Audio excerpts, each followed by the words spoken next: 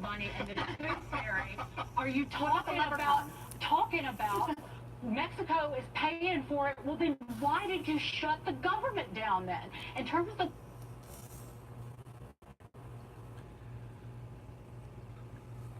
Well, that just happened on Fox News. Dingo.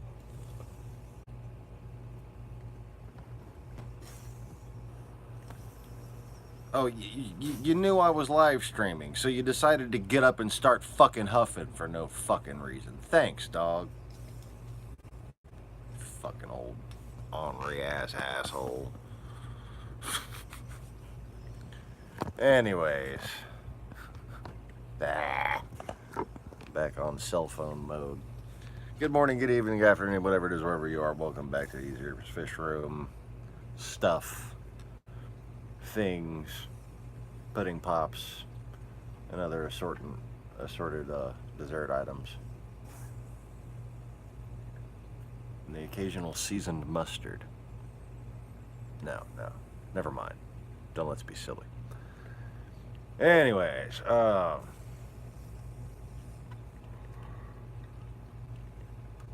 so I was thinking. I know. No need to be alarmed.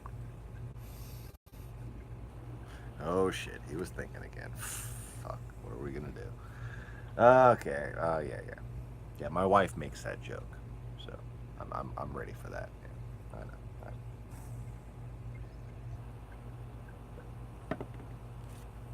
My sisters made that joke. A lot of people have made that joke when I said I was thinking. I had an idea.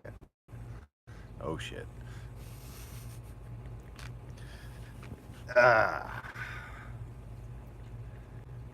We've talked a lot about colonialism and how it's basically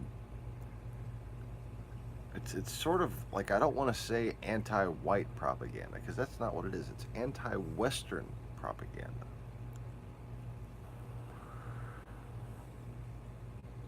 Anti-European as a culture propaganda.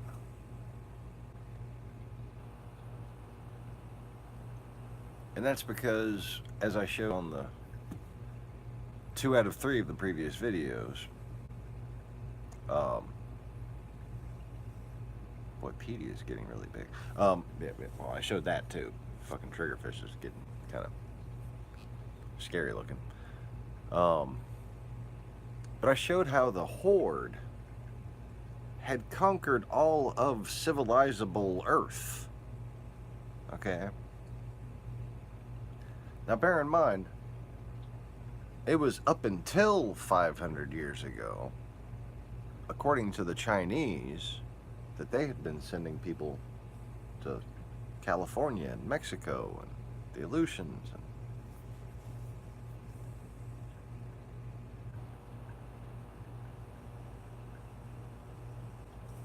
Before that, there were indigenous peoples here who had fled from the east from the Horde.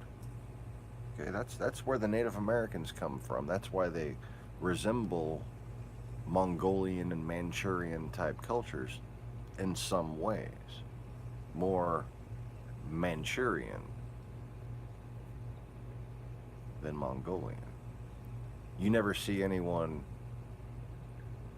on this side of the Pacific with a thing like that, right? That's Mongolian.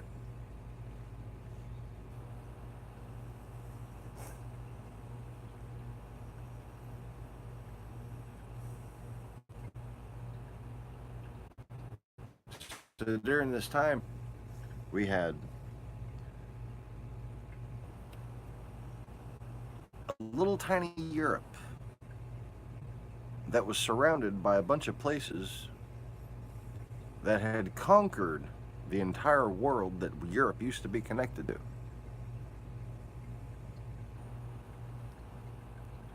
And that, the whole propaganda of Marco Polo, okay? The whole idea that we weren't connected before that 2,000 years ago, 1,500 years before Marco Polo. And the whole idea that the Mongolian horde was no longer a horde, and they were just, they just wanted to, like, trade silk and frankincense and myrrh and shit. Like, oh, you mean that stuff that they gave Jesus? Oh, they must be nice people. Oh, it's possible that it was the Mongolians who were from Tibet that came and were the wise men because they were astrologers.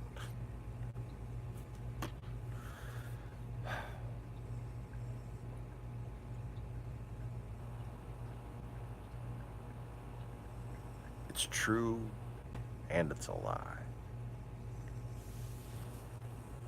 Ain't that a bitch?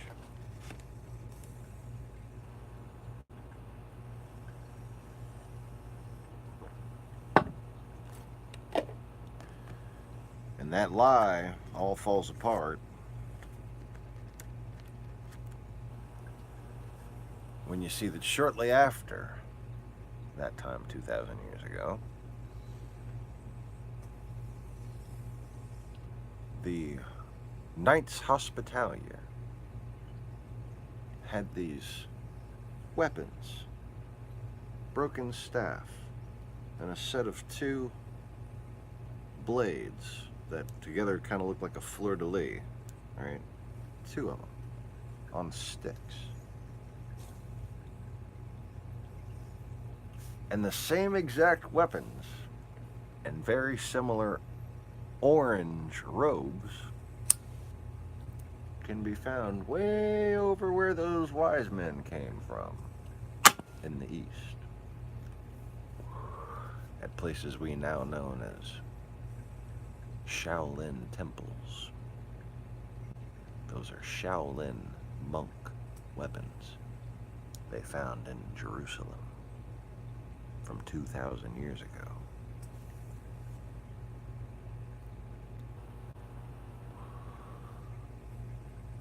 Now, you might think, does that mean the Shaolin monks traveled to Israel?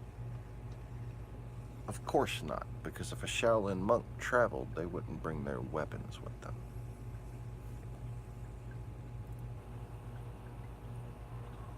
Have you ever met one? You ever met a Tibetan Buddhist of any sort? No weapons. No weapons. Not a fucking fly swatter. Not a rolled up newspaper.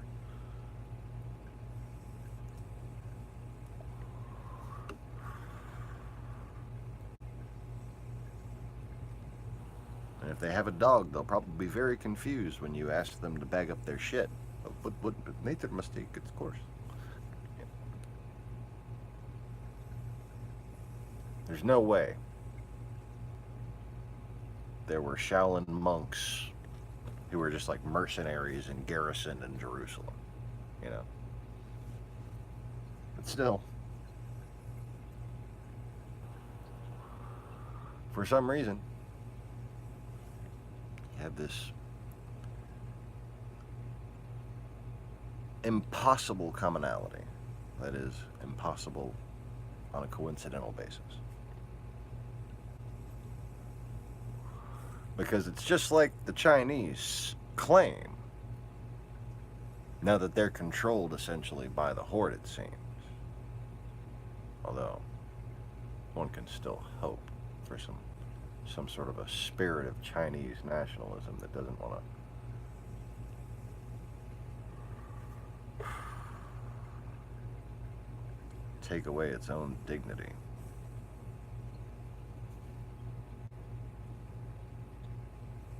But,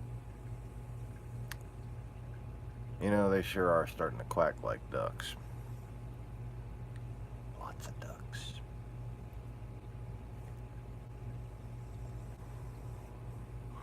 But it's just like they said. The Silk Road goes back a long time. And there were fair-skinned people with red hair all along it. Oh, I'm sorry. I only have red hairs in my beard these days. But I've never been anything but an amalgam. Even in the beginning.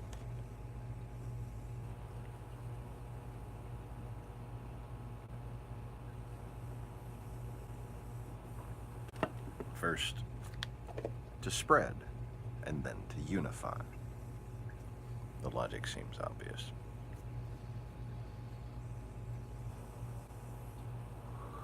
Anyways.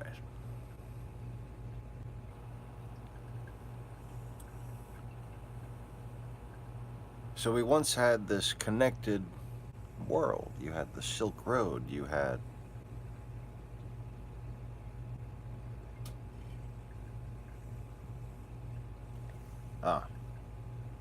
note, at that moment, the second viewer left again. It's funny how easy they are to goad and predict.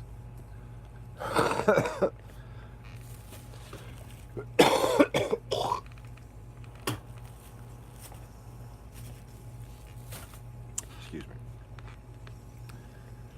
So anyway.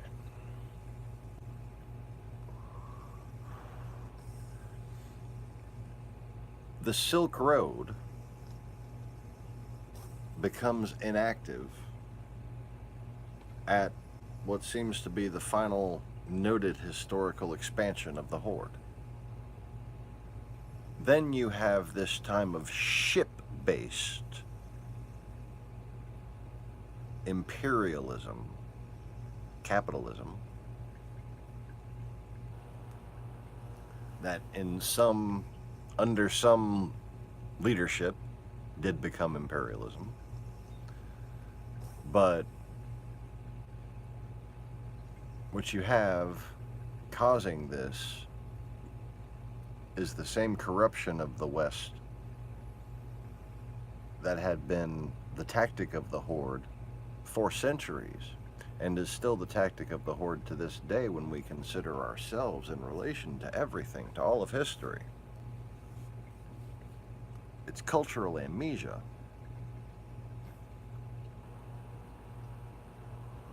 Those people forgot why they were trying to be friends with these people in these areas, and wound up getting frustrated with the difficulty of it and taking advantage of it and trying to do things for profit, for personal gain, for power. Situations become desperate. People who seek power come up with plans to gain it.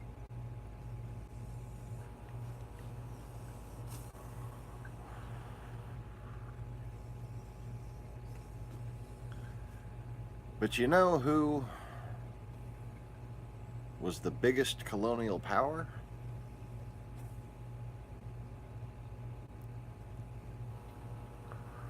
Who committed most of the genocides in colonialism? Who committed the largest cultural genocide in history? And nobody ever talks about it. And white people, that is the European West, and Americans get blamed for it.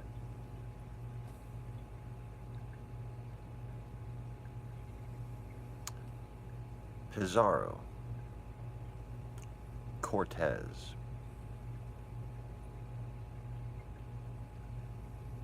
the conquistadors, the Spanish, white Europeans? No. They are what can only be described in history accurately as Islamicized Christians.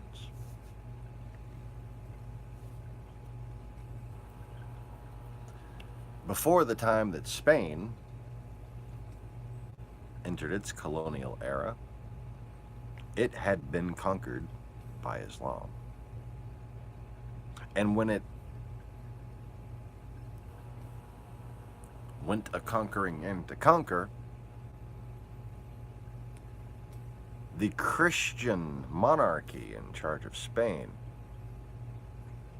was only questionably Christian at best.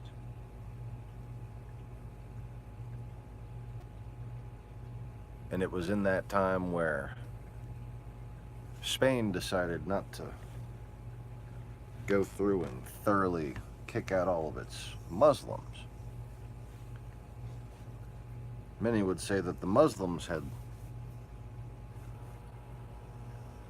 a couple decades before, all just converted to Christianity, along with Isabella's husband.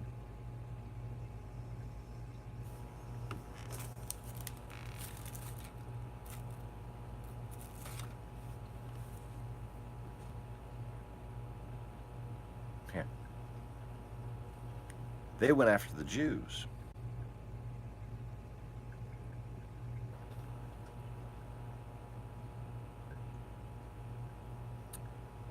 (1492), the year Columbus sailed the ocean blue.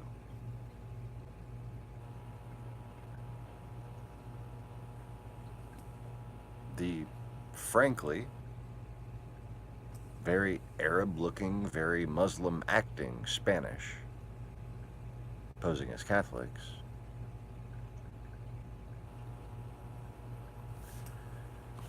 killed all the Jews and then went out looking for more.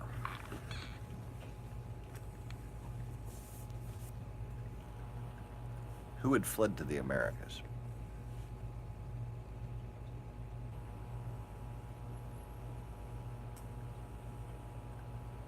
All those that had fled the horde were hiding.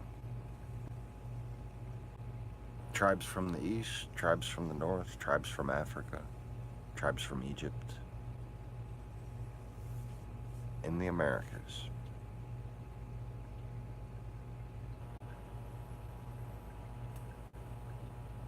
They killed all the Jews and then they went hunting for more.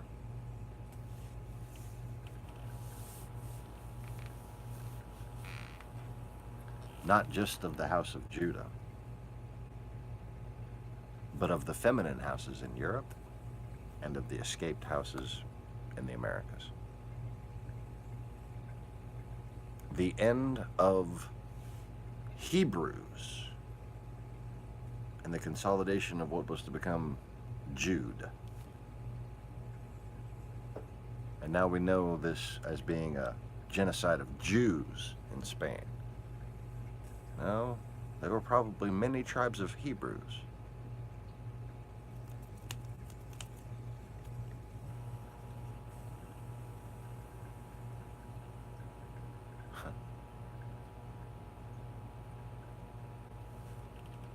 The same spiritual smell of Spain today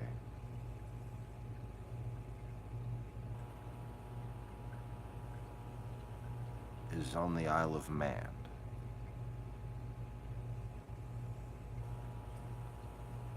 When you look at a map, if you're someone who is connected to the spirit realm, when you look at Spain, there's this weird deadness to it, this void. And that same kind of void, I never realized it was the Isle of Man. So it may be that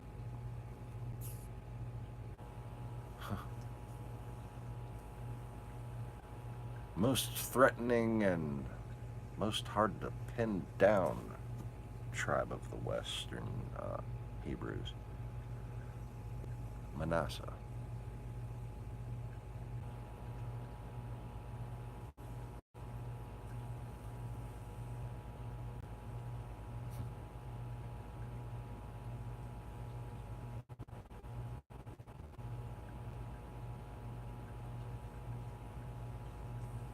They were like human ants.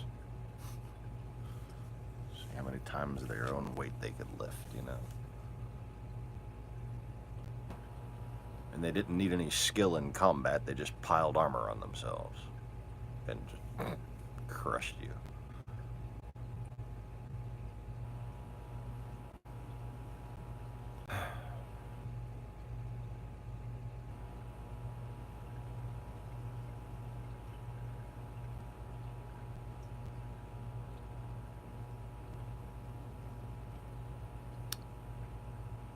The Spanish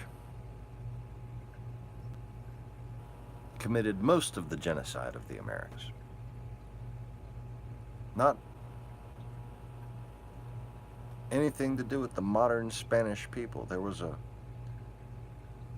very different population of Spain than was there for thousands of years before, and then, of course, Spain has become a very mixed population for many different reasons today.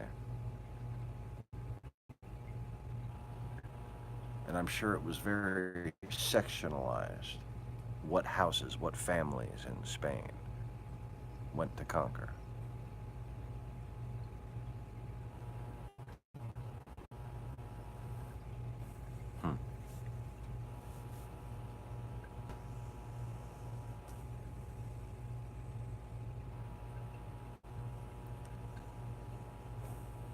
But it's the Spanish who committed most of the genocide against the Native Americans, First Nation people. So many different ways. I like Indian, but then there's a truth to that people don't seem to realize. And it wasn't somebody didn't know where the fuck they were and they got lost on a boat.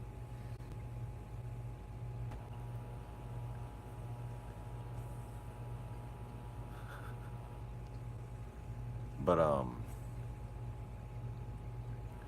and then the Spanish, as we know, committed most of what became known as the Inquisition in Europe, and became sort of a right-wing political consolidatory power in Europe and among the Catholic Church as far as its dogma and everything else goes.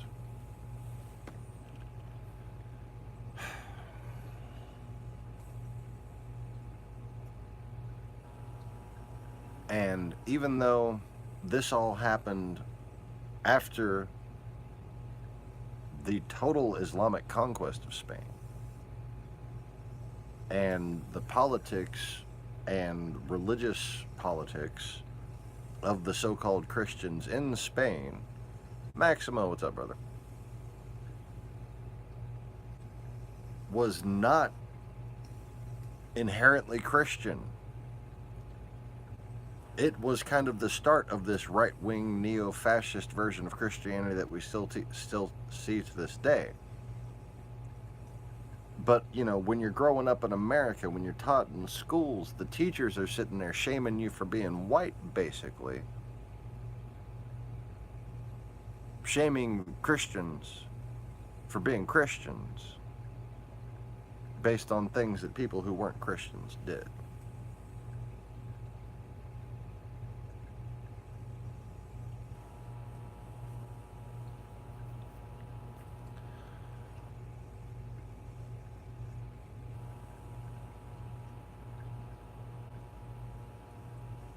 So we're told, well, the Europeans committed all the genocide in the Americas because the Spanish did it.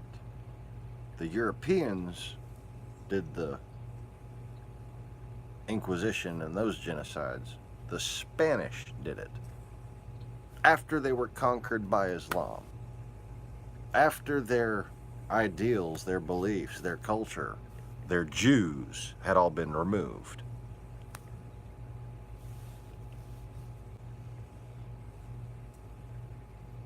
That's when you have the Spanish Inquisition. Ain't nothing to do with any white fucking people. Ain't nothing to do with the West as a culture.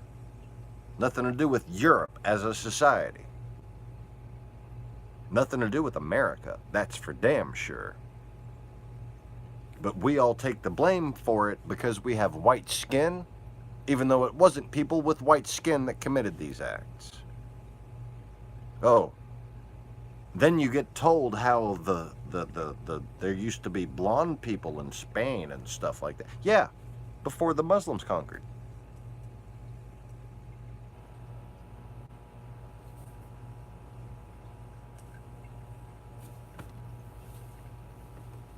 They were Gaelic tribes. It was the port of the Gaelic Empire.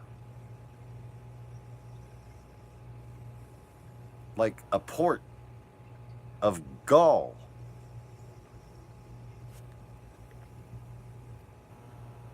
Sound familiar? Port of Gaul? Portugal? Portugal?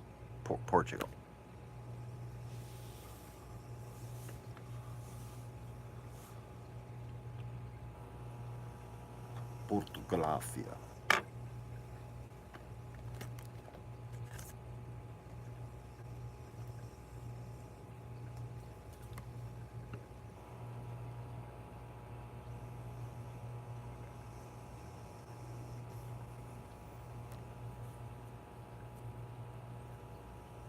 Yep.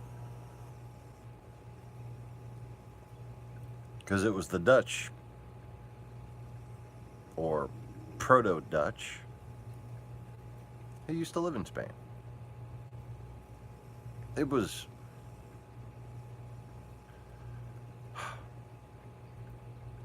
a lot like a big fucking New York. Spain. It really was. Like, not dense. Like if you took all the skyscrapers in New York, okay, and you made them all Mr. Miyagi's house, that's Spain back in the day. Remember Mr. Miyagi's house? With like the ponds and the garden and the decks and the wood paths and everything. Oh. That's how Spain used to look. Every fucking bit of it. There was no wilderness that wasn't like sectioned off and beautifully preserved, and it's probably one of the most civilized places on the planet. But nothing that wasn't biodegradable. The only time they used stone was in the ports, because, you know, it helps.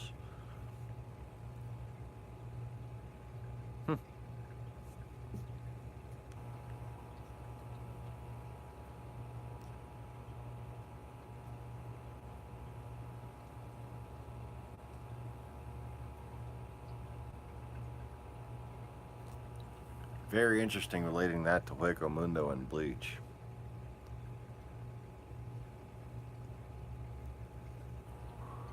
The Spanish language, like there's something about the culture that came from the Spanish people that were there before.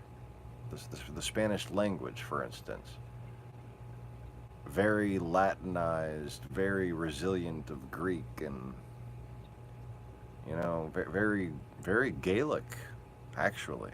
Spanish is a lot more Gaelic than you think, but it's like Latinized Gaelic, just more so than English, and not Germanized.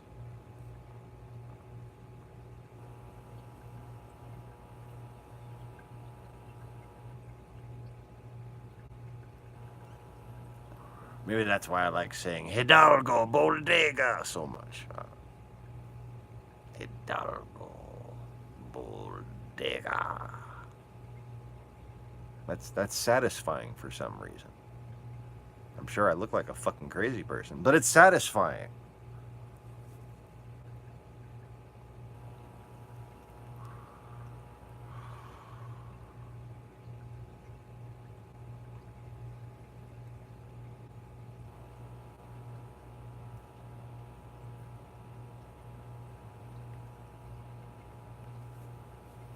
Right. It seems like a pirate language, because pirates like to sing.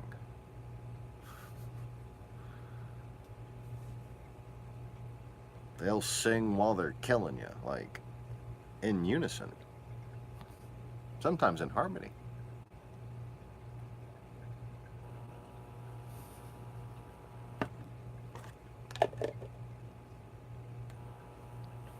That's called being at sea too long.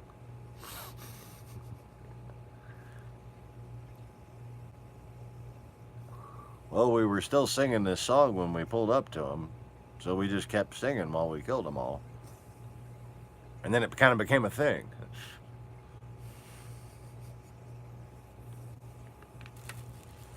Indeed.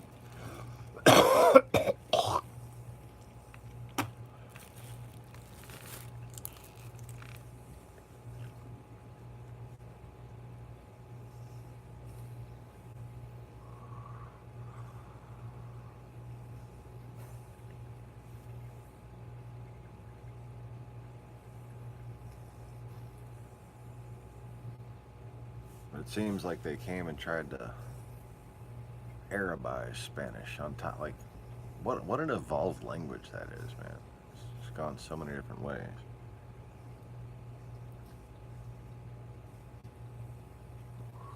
Tells quite a story just itself, you know.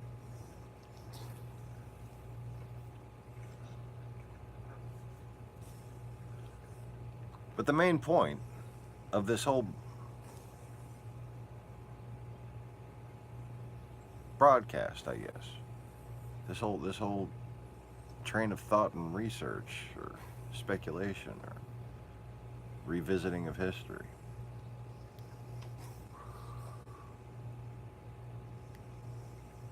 is it's not right that we get taught that we have to take the blame for that because we're white. We get taught that white people is a thing, and that's just racist by itself. We are tribes of Israel. Not Jews, but tribes of Israel.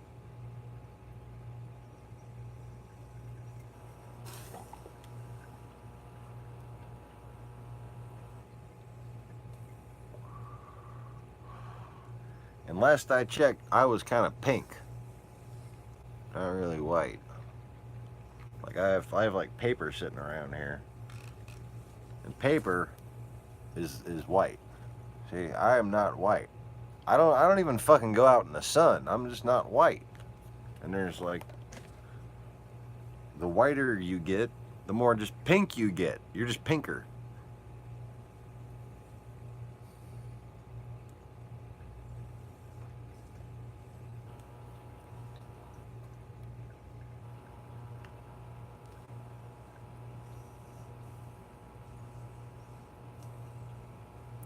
Yeah,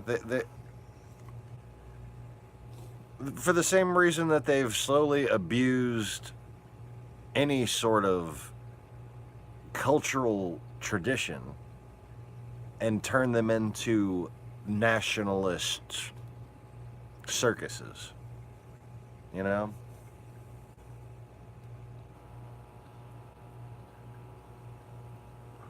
And it's all about like the people who fund the organizers of those type of things. Somebody has a bad idea, sometimes on a local basis, sometimes not. Sometimes it's a foreigner that fucking comes in and has the bad idea for them. But either way, they'll get that funding. Oh, they'll get that funding. And they'll get their opposition silenced and harassed in lots of different ways. But what the net result always is they're trying to get people to dig their heels in a little further on whatever side of whatever issue it is.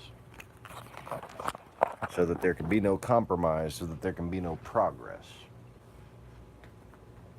And we are now in recharge mode.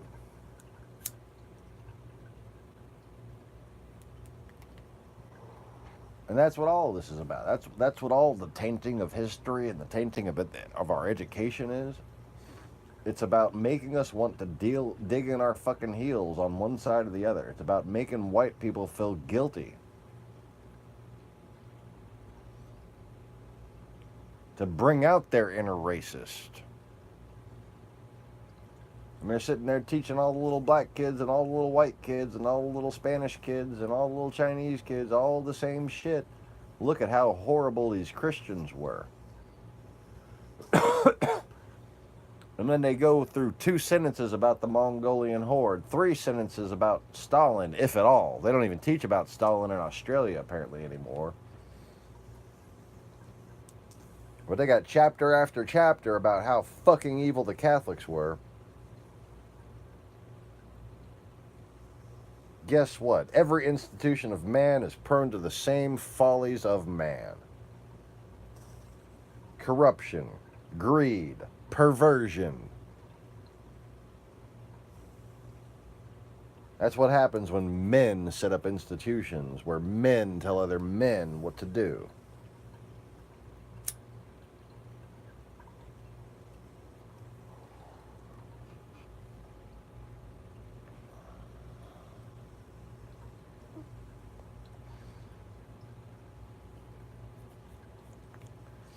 It's the innate problem of any authority structure. But is it endemic of Catholic belief? No more than any other belief system. Petey! Fucking stop. Smurfette, you're just a dumbass. You're just sitting there letting your tail get eaten. Your tail is disappearing. One bite at a time. You fucking moron fish.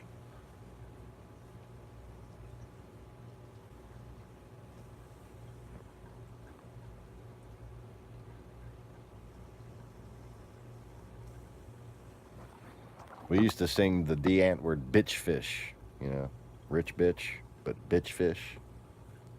Bitch fish. A motherfucking bitch fish.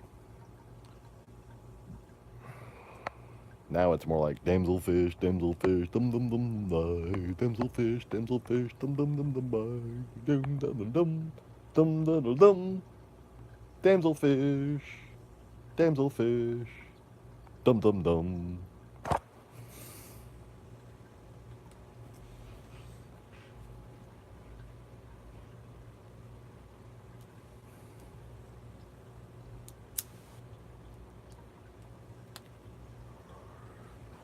What an interesting choice in Monty Python references for a video entitled The Spanish Inquisition.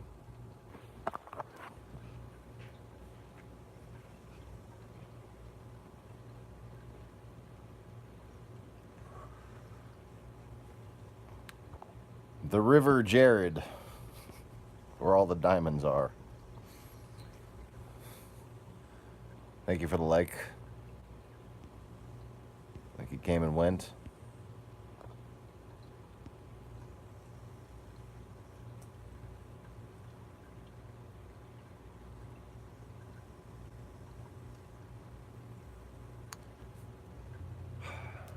Yeah, and you know what? Doesn't it all really remain a mystery? Until I come in poking and prodding?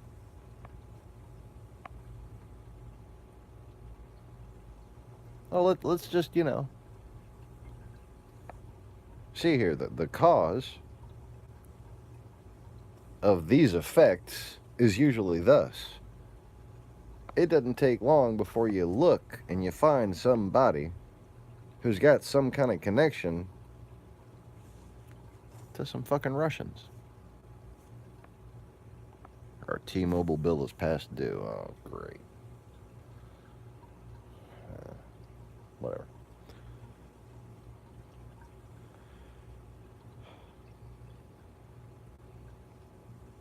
Okay, focusing.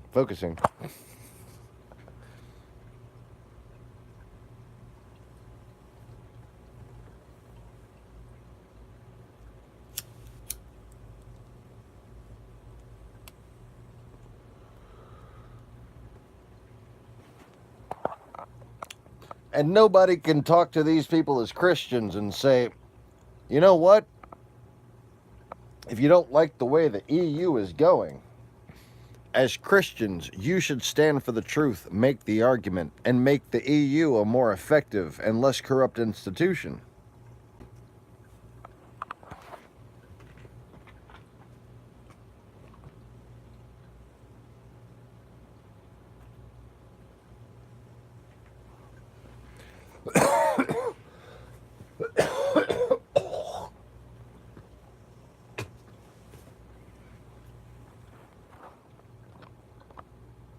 Oh, now what the fuck?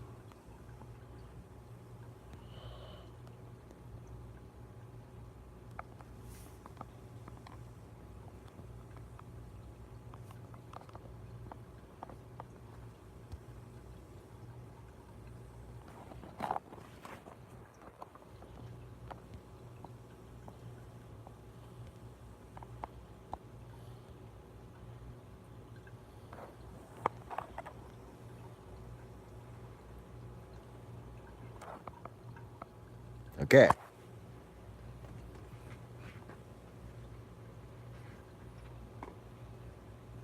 Fucking thing freezes and I gotta sit there and see if I can cause the freezing to glitch.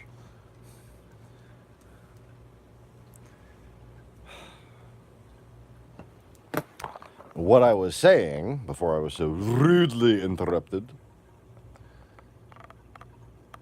was that just like so many issues regarding the EU, we spend,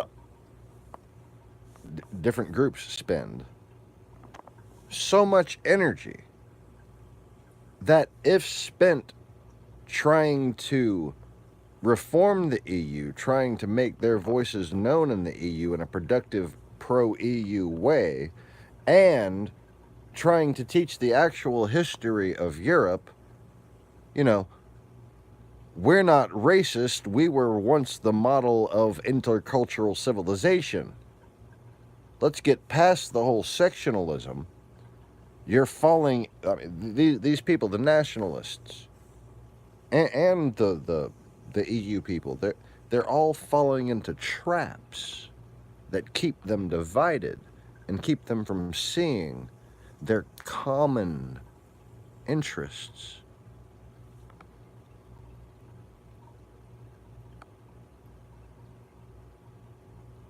And it all comes down to these false impressions. You see, it's not just that it makes other people hate white people. It makes white people hate themselves and hate other people. You know? Just defining them as white people to begin with, and then saying, oh, the white people did this, the white people did that.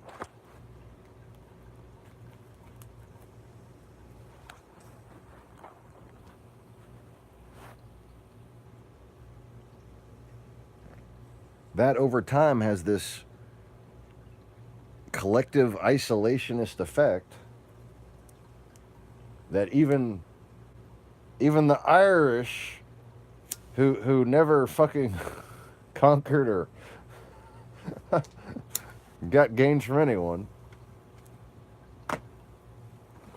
even they're subject to that fear of their culture being taken away from them, that fear that comes from white people or Europeans as a whole and Americans being raised to think that they should be ashamed of who they are, when the exact opposite is true. There's no group of people on earth who have done more to advance civilization as we know it, who have done more to keep communities together, who have done more to protect individual cultures all over the world. And how many waves of refugees does Europe have to take in before they're allowed to complain that, we're starting to look like the place that y'all came from? Like, you know, happy to feed you, but psh.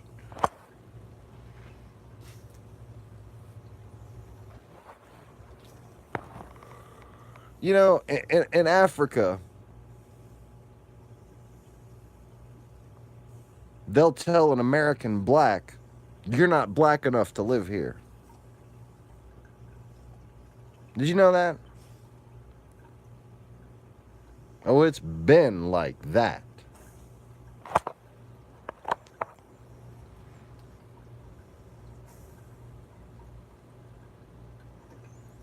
And they will straight up machete your ass, son.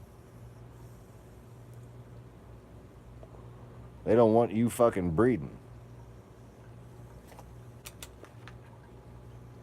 They got racist at whole different levels in places that, oh, you're just not allowed to talk about anyone else but white people being racist, basically. As if white people is a thing. There's olive people, there's pink people, there's tan people. But I ain't never seen no fucking white people.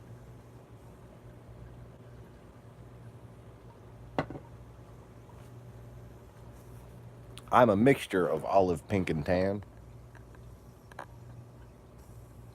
Nope, not white.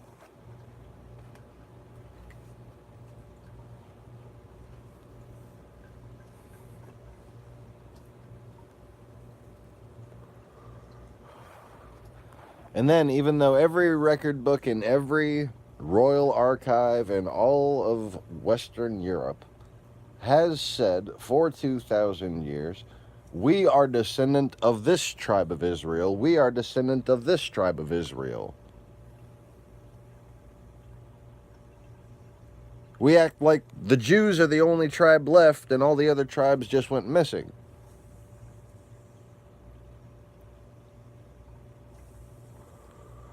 When do you think that little schism happened? I'm thinking 1492.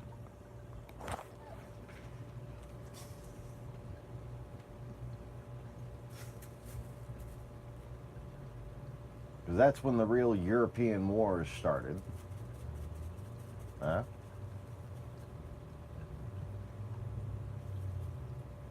They were fighting like the old fucking kingdoms in the times of judges.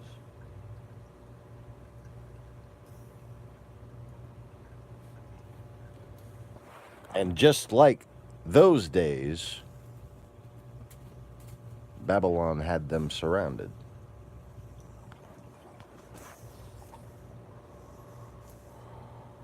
Dingo, go lay down.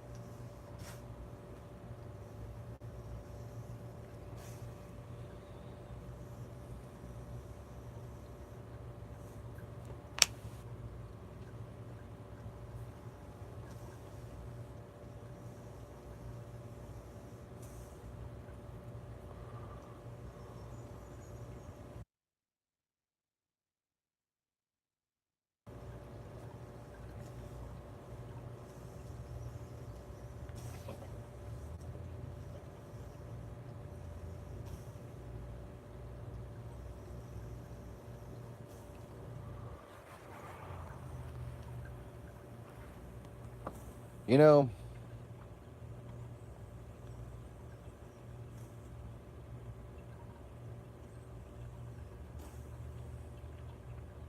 there's just this skewing of the way history is taught in American schools that goes out of its way to make it seem like the only reason why white people are anywhere is just because they're greedy.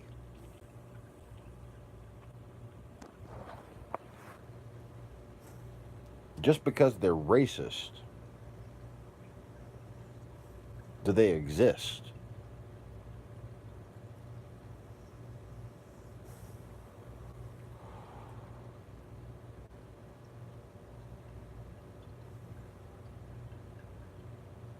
And that gets taught to people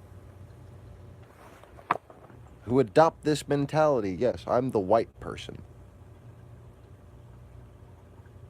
I either have to feel guilty about this or I have to embrace the racism. I have to either feel guilty or filled with hate.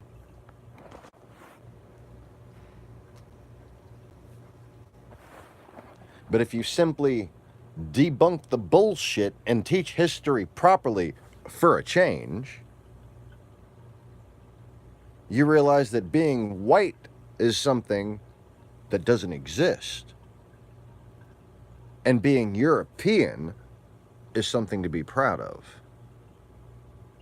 Because the word used to be Magdalenian.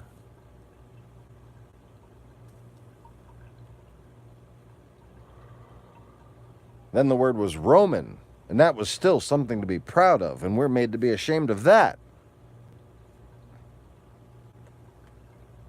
Rome, the last empire to unify Europe in defense against the Horde.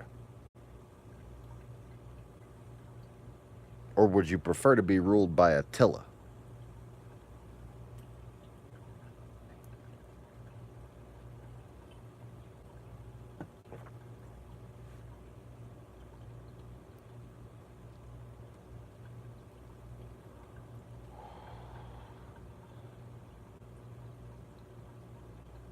You know, unless you're a Scythian yourself, in which case, I suppose you get to have to settle with the moral compromise of getting to take multiple wives versus having your daughters sold. Just saying.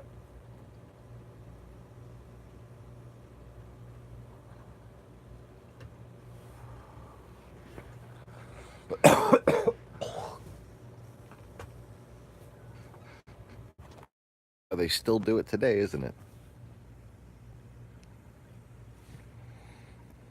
What a coinkydink. But European culture, that's what you're supposed to be ashamed of. Yes, Europa is a Greek word. Very, very good call on that.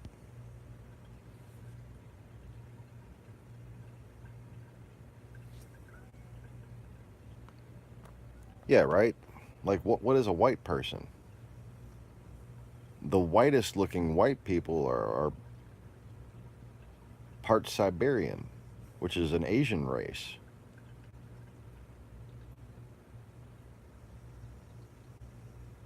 Man, I had to look just like Stalin when I said that, huh? Oh, dude, Stalin eyebrows. Oh, fuck, that's creepy. Okay. Yes, Europa, the Greek goddess.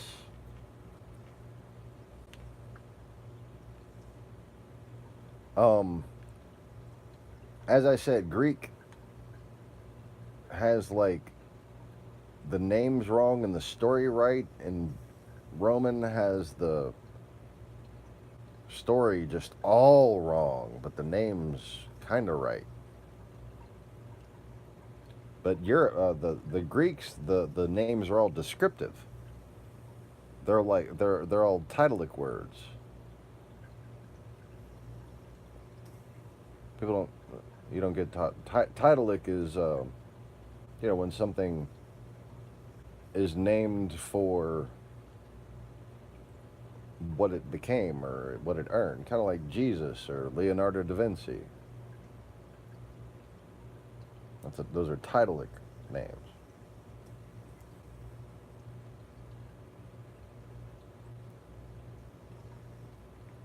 As opposed to italic. It's weird how those relate. And it all involves Italy. Huh. That's just weird. That's weird and hilarious.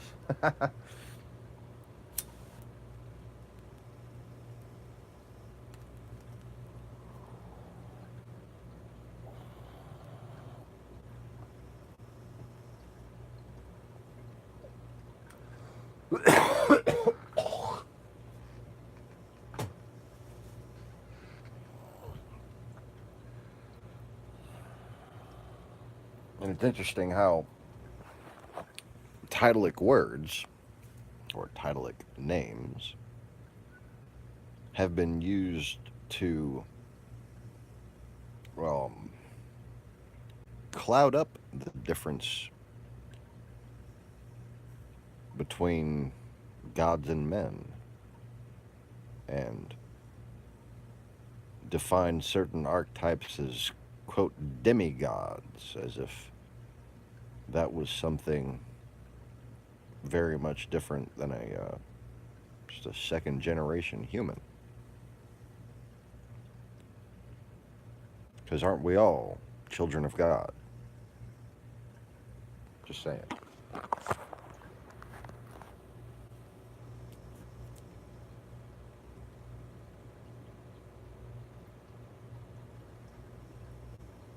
Does that mean Hercules is my uncle? No, probably not.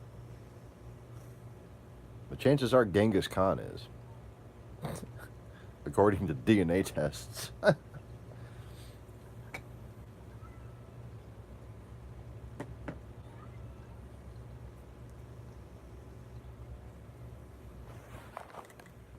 I think whichever one of the Beach Boys wrote the song I Get Around may have been Genghis Khan in a former life.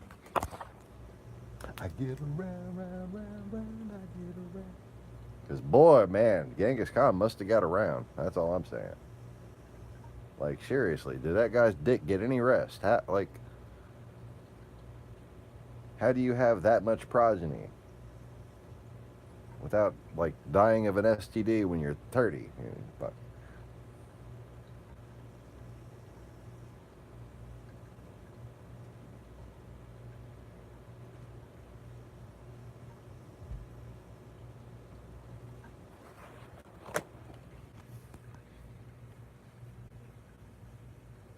Genghis Khan.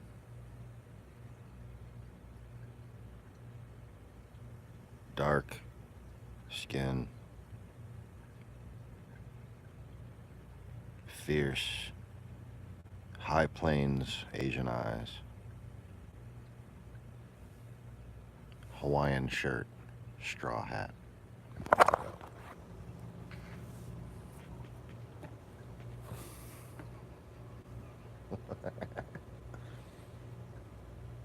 Drinking a margarita, listening to Jimmy Buffett.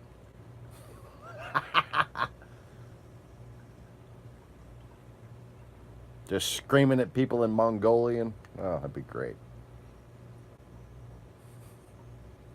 Is that Mongolian? I don't know. Sir, are you not pleased with your beverage? And he just stabs her.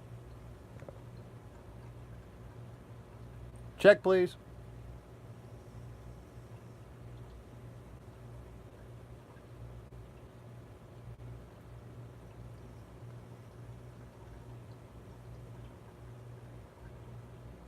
I like mine with lettuce and tomatoes, Heinz 57s and French fried potatoes.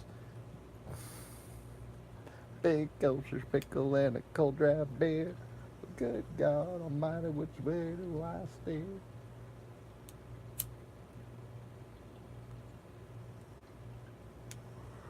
Cheeseburger in Mongolia. Wait, no. Mongolian in paradise.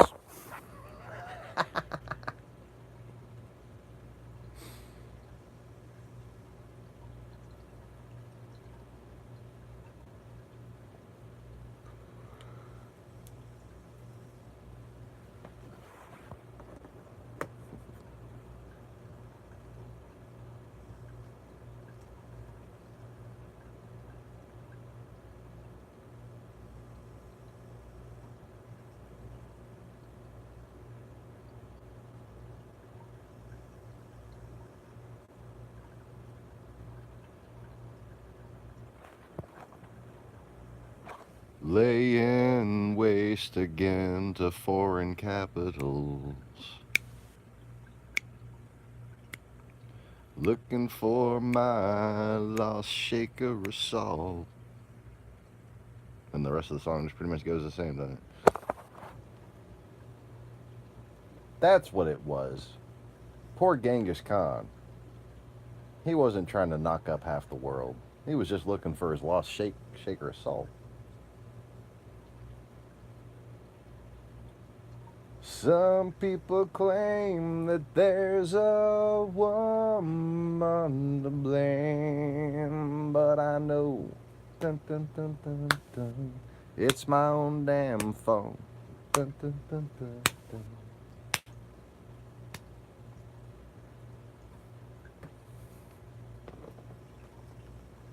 Living on the high plains, causing lots of pain. Laying my enemies asunder.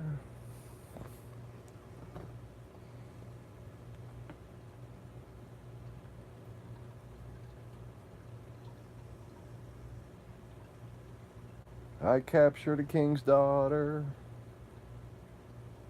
and when I got done with this slaughter, I'm gonna make her my 400th bride.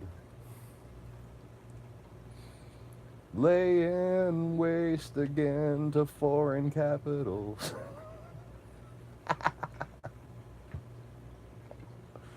Okay, I'm done. I'm done.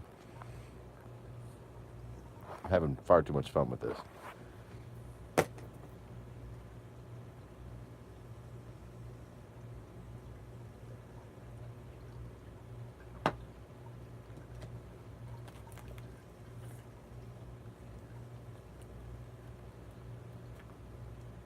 Yeah, you know, those last paintings of Genghis Khan, how he's got the sores around his mouth and shit.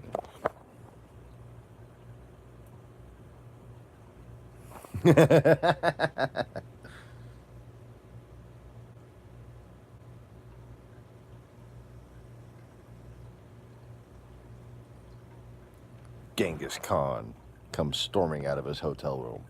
Cleaning lady took my weed! And just starts chopping people's heads off.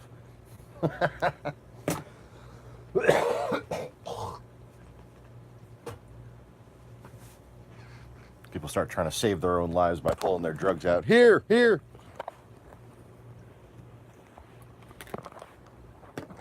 No, I had sour diesel triple X. Your shit not good enough.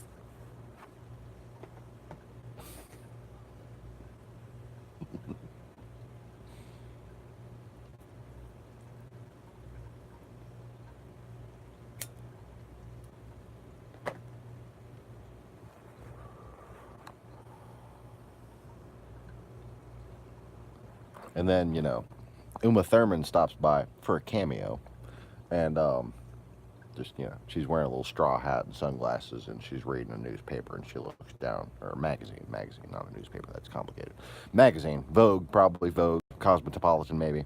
And she looks down from her sunglasses and you know, says, try some heroin.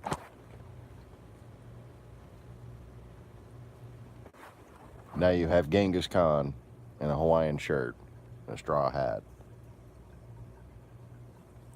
on a lawn chair by a pool, drooling on himself with a needle hanging out of his arm.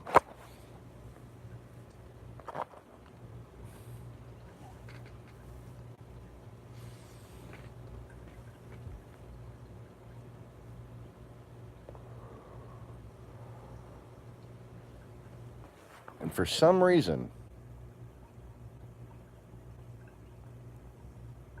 it makes me think of Mr. Miyagi getting drunk. Now we're back to Mr. Miyagi again. Huh. Oh, Daniel-san.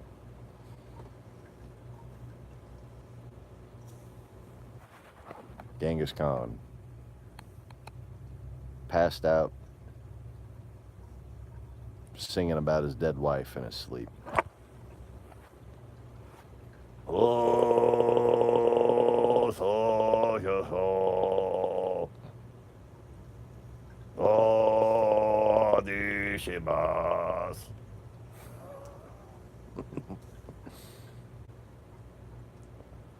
Why the fuck is Genghis Khan singing Japanese? I don't know. People do weird shit when they pass out on heroin.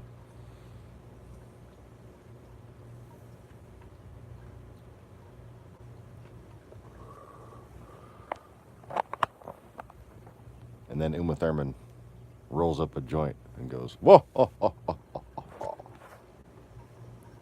You mean she stole his stash the whole time? Yes, the whole time. She just wanted to see a good show, you know?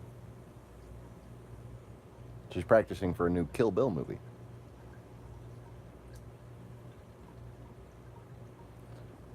Where her new master is going to be Mr. Miyagi. Is he still alive? Holy shit.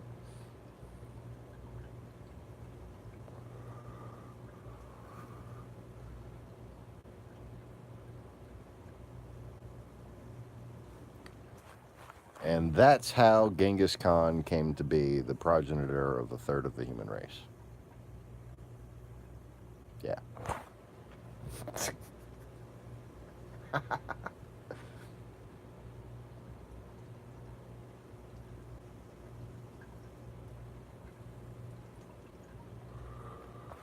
I think that should be the premise of the new Kill Bill movie. Is Genghis Khan like is like transported through time somehow, and meets Uma Thurman at a Club Med in the Bahamas or something.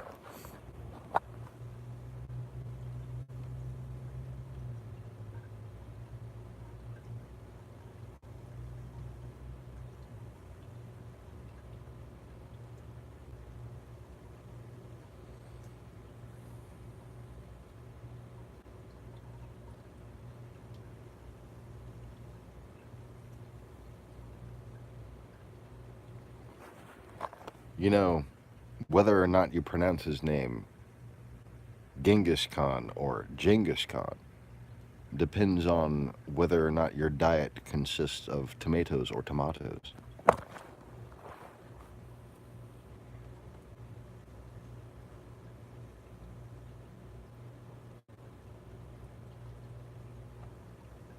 Must be genetic.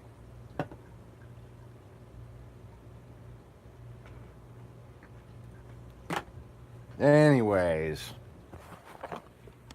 it's too bad there's no trolls. I'm in kind of a sarcastic dildo mood, but there's nothing really be like a sarcastic dildo about. Here, trolly, trolly, trolly, trolly.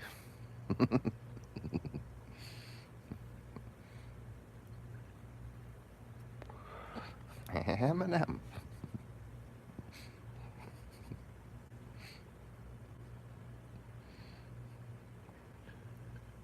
Did anybody else watch Beavis and Butthead like back when it originally aired? And if so, did you die laughing when Beavis got the one M&M, M&M, out of the vending machine? He was like sitting there trying to get the shit out the bottom. He got the one M&M at the bottom.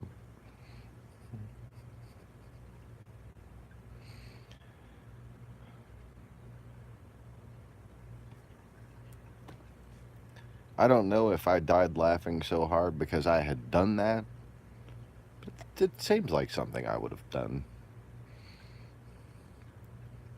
Oh my God, Beavis is my spirit animal. At that age, Beavis really was. I mean, they were like, I was kind of like just a mix between the two of them.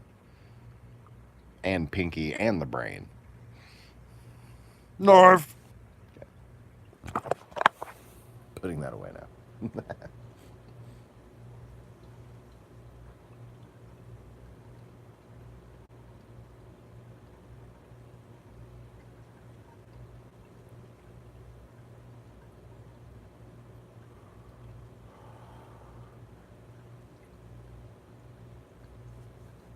I was like a little racist Bart Simpson. What? Oh, wait. All the Simpsons are racist. Yellow lives matter. What?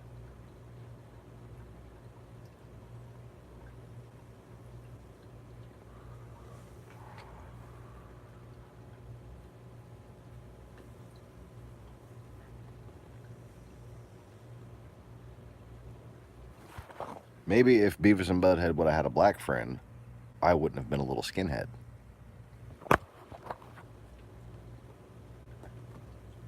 Just saying. Just saying. Political correctness has its uses. And when you're, inspiring people to break and burn shit, you might want to at least do it on an intercultural basis. That's all I'm saying. That way the little white boys and the little black boys can get in trouble together.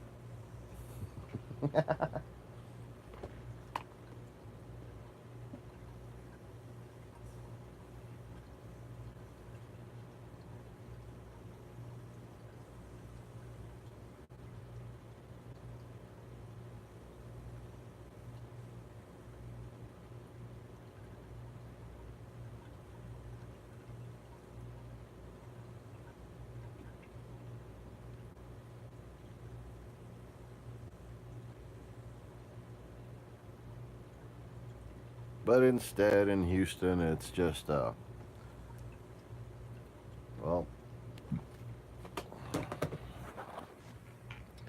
it's the sober people of one group complaining about the other being high on crack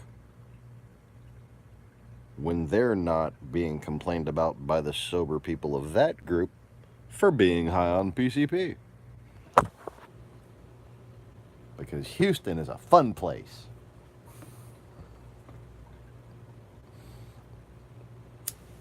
Especially in 1991.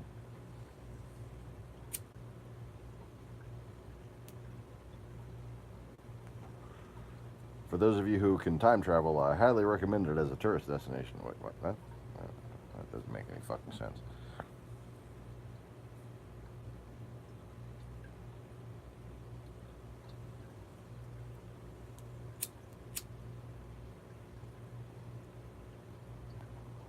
Yeah, I don't even think I knew what PCP was at the time, other than what I had learned at school thanks to the DARE program.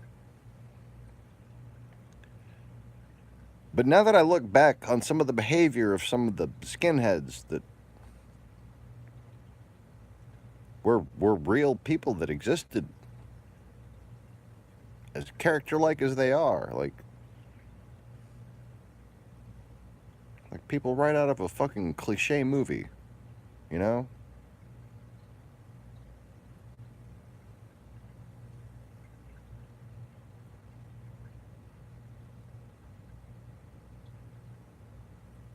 Probably fucking PCP.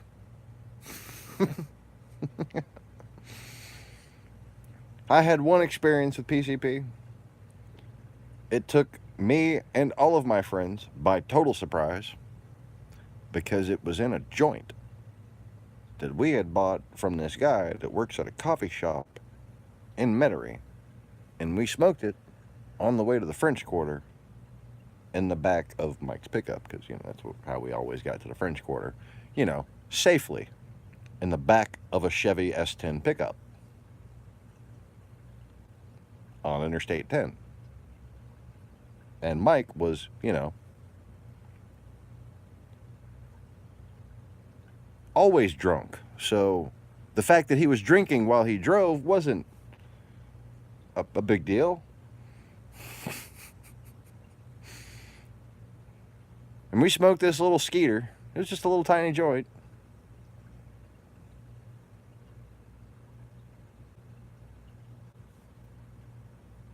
Had the little window, passed it into the cab. There were like 3 people in the fucking cab and a little S10. Like 5 people in the fucking back.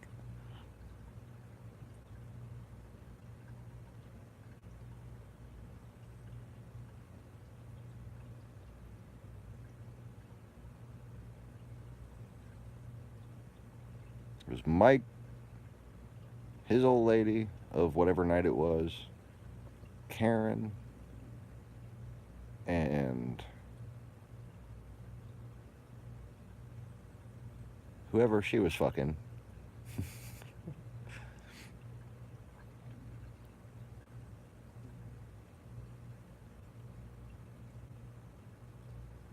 Randy, Colgate, Shaggy.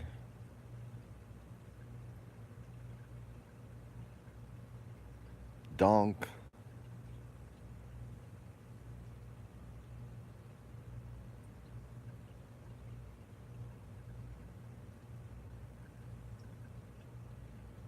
I remember who I got the joint from, too. A wild motherfucker. But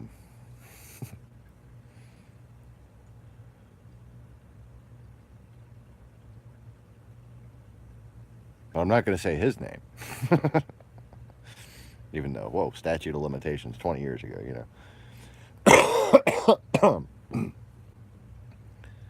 But, I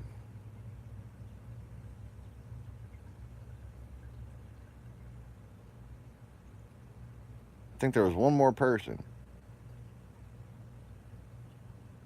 And maybe it was because of all the people he fucking hauled around in that thing and how shittily he drove. Or maybe it was just the innate shittiness of that old Chevy transmission that he was on like his 5th fucking transmission box, you know. By the time I stopped knowing about him and his truck. Like year 2000. But anyways, we got to the French Quarter, and he let us out on Decatur, right near Jackson Square, or no, it was one over from Decatur, I think. I can't remember. I think it was right past Jackson Square on Decatur where we got let out, and then he went up to Esplanade to park, because that's where you don't have to pay. And we had no idea what we smoked until we got out of the car. And the way we got out of the car, out of the back of this pickup truck, was we all jumped out of the back of the car like some sort of angry gorillas, just like just and we were just like looking at each other like, what the fuck was in that joint? And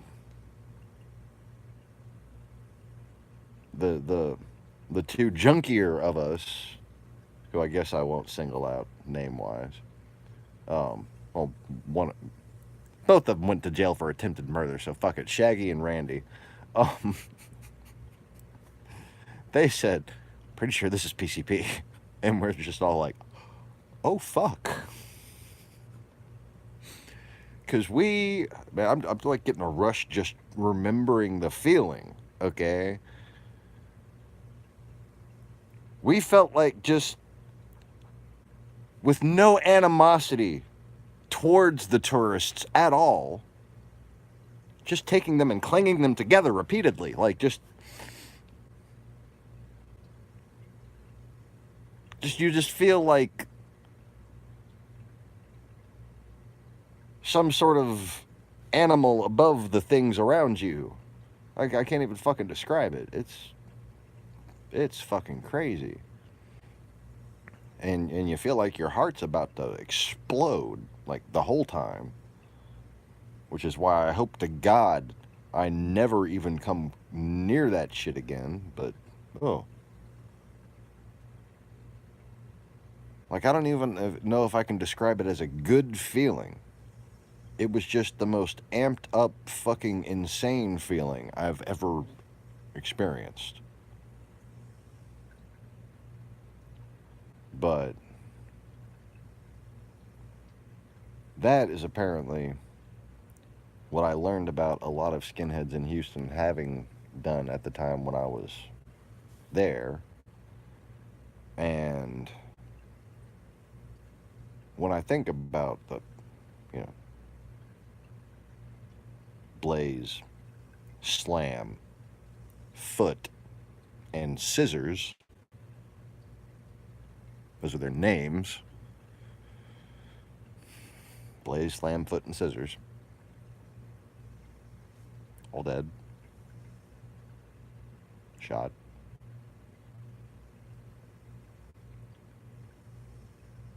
But their behavior was conducive, except for Scissors.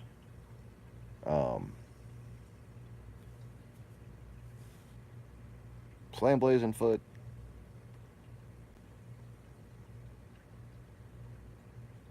Foot seemed like he might have been into heroin, too.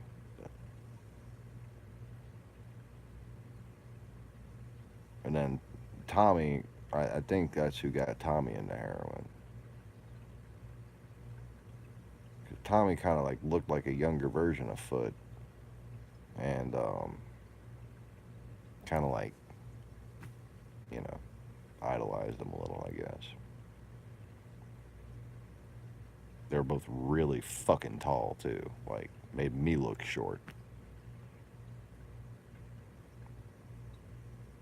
Although I was, 5 years younger than everybody on the teenage side. And they were fucking 10 years younger than me, the older skinheads, the actual skinheads.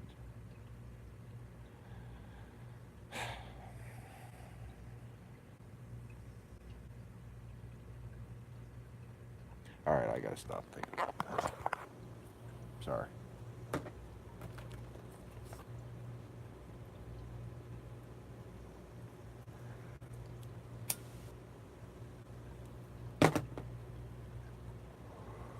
Because they're all fucking dead, and they have been since then. And I couldn't do a fucking thing.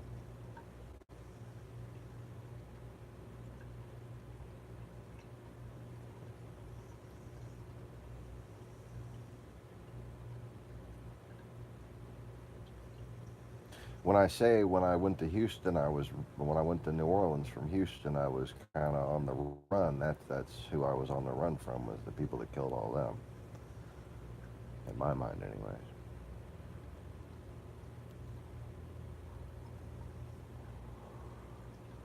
Alan, last I checked, still alive. Corey, Randy, all the teenage boys, they're still alive.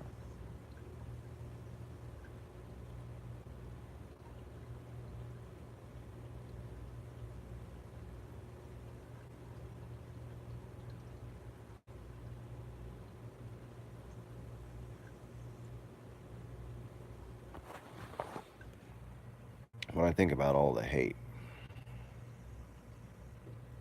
you know, when I think about how I was told back then, the Mexicans and the blacks are gonna outbreed the white man, and we're gonna have to turn to Russia when they get their black president. And I said, I remember asking, why wouldn't there be a Mexican president first? And it was like they knew somehow there was going to be a black president first, which is weird. I'm trying to remember the logic behind it.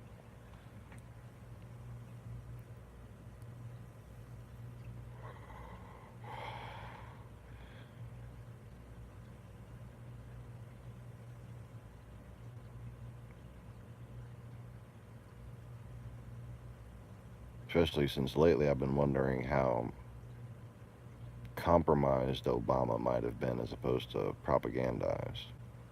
I mean, he was propagandized in the same time I was propagandized, and I felt the same way fucking he did, basically, when he took office.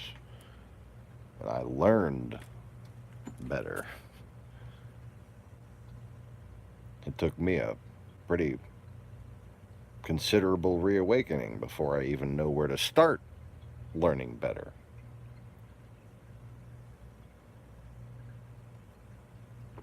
But I tell you what, I've heard the phrase used again, and it gives me hope for some of the random thousands of people who've seen my older broadcasts, and some of them do have 6,000, 10,000 views. But I heard somebody phrasing sort of an attachment to reality as getting their bearings by reading the history about something.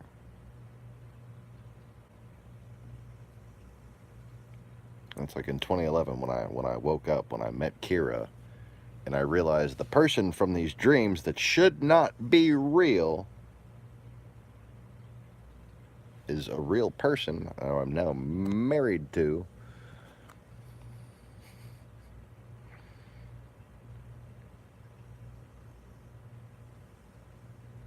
And I woke up to this reality that I had been in denial of for a very, very long time. And that awakening caused me to realize just how little I and everyone else knew.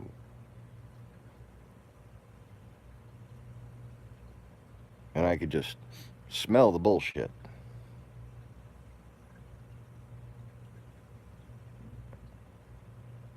And I could smell it back to its source as if, like, the Eye of Mordor was sitting there with Sauron going, wah, wah, wah, you know, like, I literally asked my wife to get me a map.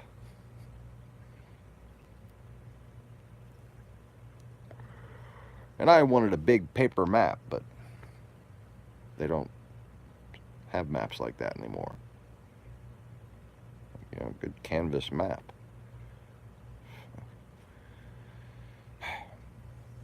So we went on Google.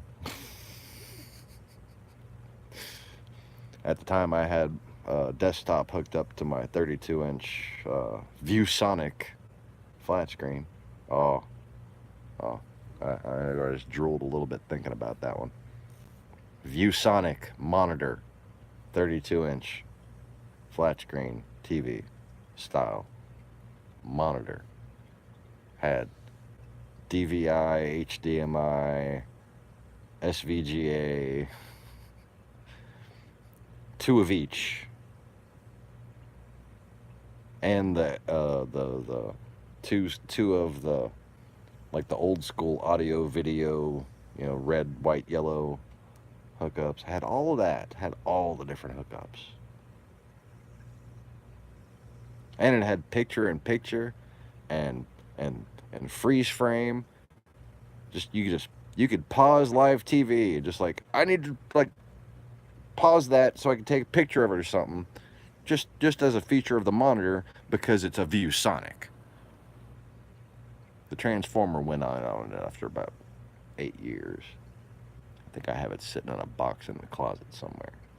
One day, I'm gonna fix that fucking thing. Anyways, what the fuck was I talking about? I had my little computer geek moment, I'm sorry. I had a long series of very coveted ViewSonic monitors. I was like, either got for free or by some fucking miracle sale or something like that. Anyways. But yeah. So,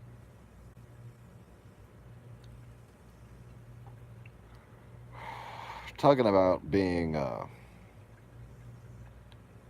awakened to this whole thing, and what separated me from the level of awareness that our government seemed to be at, that certainly Obama seemed to be at.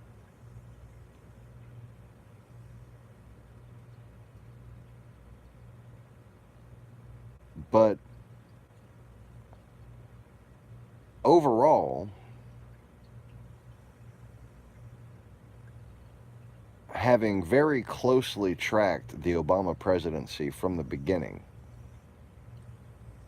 he did a lot more to unite the country, very much ruling as a centrist, or not ruling, or presiding as a centrist. Sorry, barrels of wine, you know. But at the same time, not getting credit for it. And I don't think the weird Tea Party usurping would have happened the way it did, and the just the sheer nastiness combined with the obstructionism of the Republican Congress,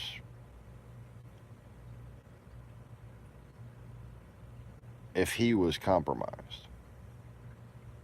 He was starting to see the Matrix, basically, having been not just some random lefty, but someone like me who lived in multiple places during their childhood, and as such, in America, as they matured, had a different perspective. Not only appreciating what America was and what it had evolved into, but seeing what's going on in the world, and that there is a difference in how we run things. How we're supposed to run things, anyways. And he understood that, you know, like I say with every situation, whether it be with the EU or with the Catholic Church, call out the people who aren't representing it. Don't give up on it. okay? Those people don't represent Europe. They've got their history wrong. Those people don't represent Christianity. They've got their history wrong. And that foundational error in belief is what has caused them to stray so far from logic or anything good.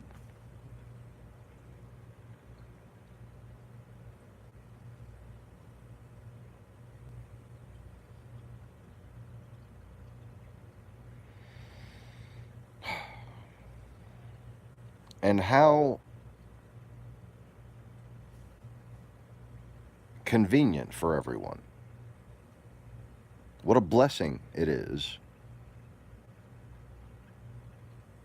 that lies are really all that divide us. And that truth can actually set us free from this bondage of hate.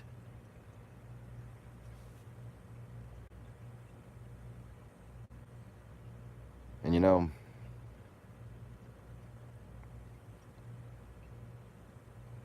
where does it all lead? You know, fear leads to anger, anger leads to hate, hate leads to the dark side. Well, guess what? The dark side leads to enslavement. Worldwide fucking enslavement. When the Russians, they're teaching Russian children right now in the little military schools that they're going to save the world from us, from the West. What they're not telling those kids is what the end result of the communist utopia actually is. And that when one system tries to take control, inevitably corruption causes that system to break down from within. And if you have a worldwide system, you're going to wind up with a worldwide fascism. Because if that system worldwide breaks down from within, whoever is at the top of that black market mafia that seizes power is going to have absolute power over everyone. I think, I'm just speaking third person so I don't sound like a crazy person. I think that God was a pretty smart fella. Hear me out. You know, he's God and all. He might have actually thought ahead. Just saying. I know. Maybe he's smarter than, humans. I know. It's a mind-blowing concept, but just bear with me for a second.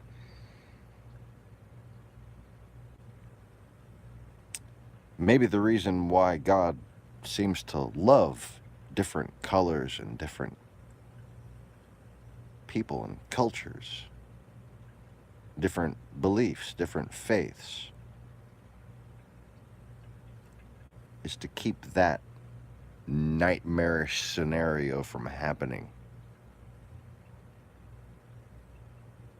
Imagine how much easier it would be to bring about if we were all just one big mutt race.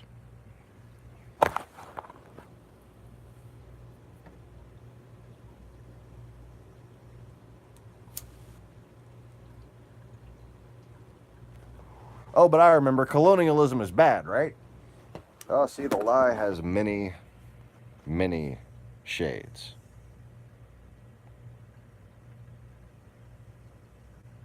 Was colonialism bad? Were we trying to keep cultures who would ally themselves with us separate from an amalgamizing horde? Yeah.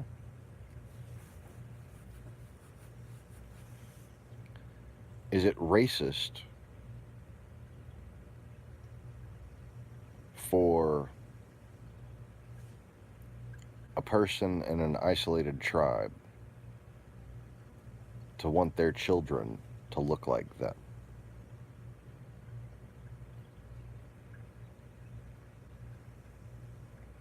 Is it racist for someone to want their children to learn the same language as them? No. Cultural preservation is different from saying, this is my land and no one is welcome here that doesn't look and act like me already. There's no spot on this planet that belongs to anyone. However, there can be scientifically ascertained rates at which migration becomes cultural annihilation. And pointing that out, again, not racist. Because if you're willing to preserve some island tribe in the middle of a rainforest or on an island somewhere, eventually any culture becomes an island tribe when it's inundated by wave after wave of conquest and migration and conquest and migration. There's no more, there's dwindling amounts of small ethnic cultures in the Middle East. That's what I'm talking about. I'm talking about individual little cultures, not white people. There's no such thing as white people.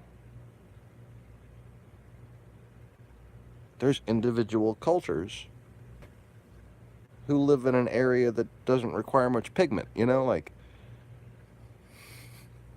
just like there's individual cultures over here and here that all deserve to live. You don't become racist just because you're white without the lies of history. When you remove the lies of history, you don't have to be racist just because you're white. You don't have to come from racist and feel bad about being white just because you're white. You realize that most white people are descendant from Hebrews, people that escaped from Egypt, a different Egypt than what you're thinking. But that's a whole different story. Anyways.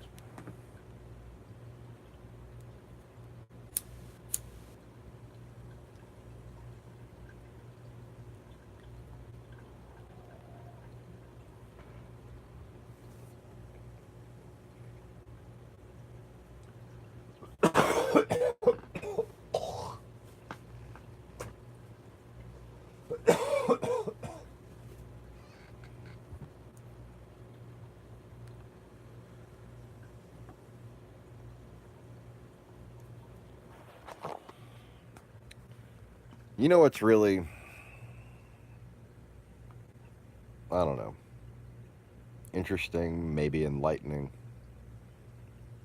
that I hope to get back into on the other channel, maybe.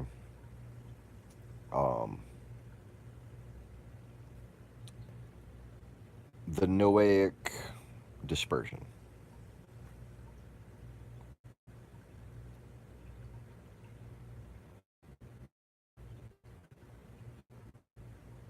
Seeing where the different families settled in, and being able to actually trace any given family that's alive today back to those 3 families and the 17 families or something like that that came after them.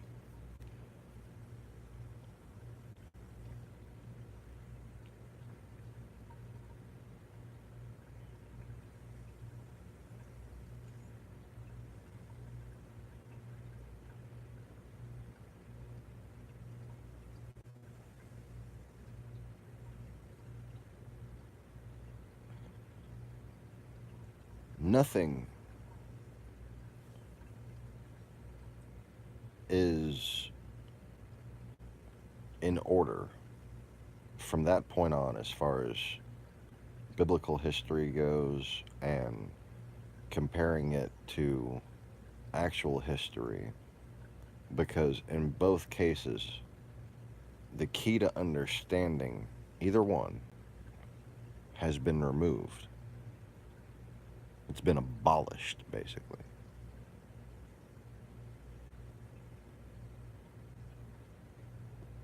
The key to understanding the Bible and the key to understanding history are one and the same. It's understanding how the land of Nod was resurrected by the unborn child of a rape that wound up being a reincarnation of the son of Cain, Tubal Cain.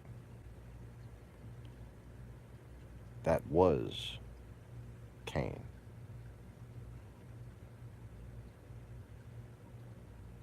Tubal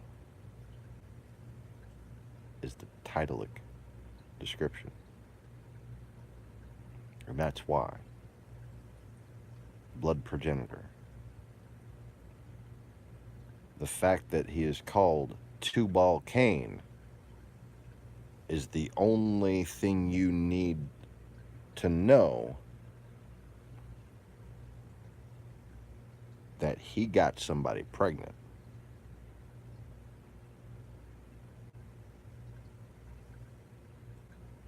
That was Cain.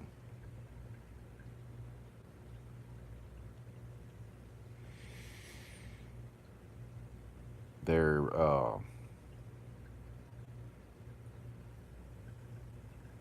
are two reasons to think that Cain would have still been alive at the time, and 0 reasons to think anybody else would have been in charge of the evil fucks that had to be wiped off the earth.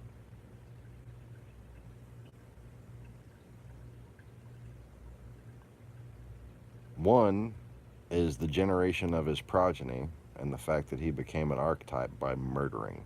He became the first murderer. Okay. And he was cursed not only with virtual immortality, but also with basically a protective curse that even though he's so cursed, nobody else is allowed to kill him. So that's 2 very good reasons to think why Cain was still alive. And there are, again, 0 reasons to think why anyone else would have been in charge.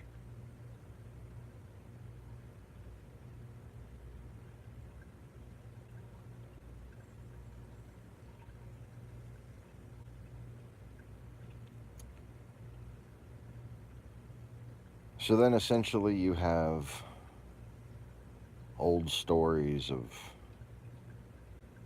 corruption, and then a city in the north that winds up being corrupted on a massive scale, and then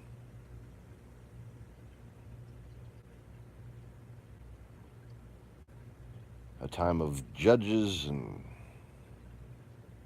yeah, you know the whole deal. Oh, I skipped Abraham. Don't forget Abraham.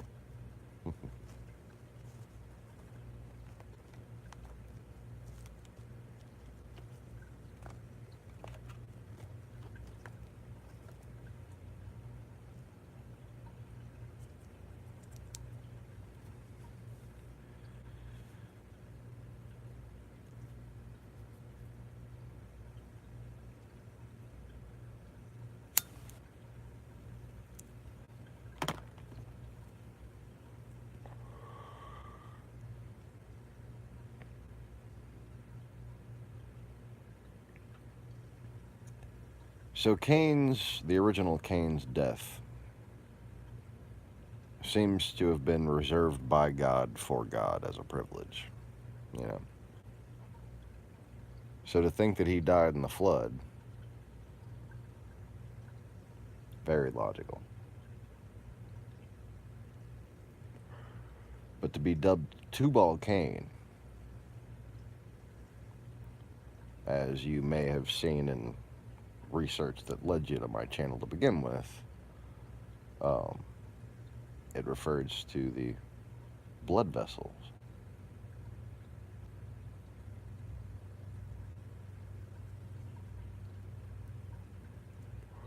Or is it just said to refer to the blood vessels?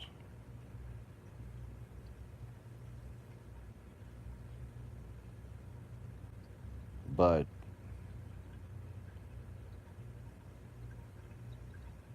when disambiguated,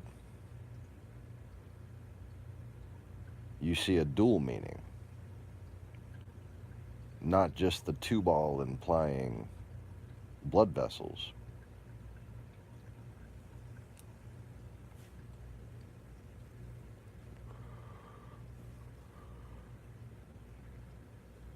and I like saying two ball just because, you know, I'm dirty. But also bail. To bail. And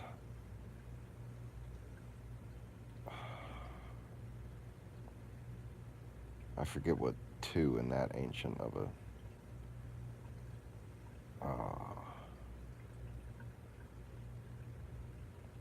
it's not, you know, Spanish. It's not you, it's not yours. So it's not your false god, but it's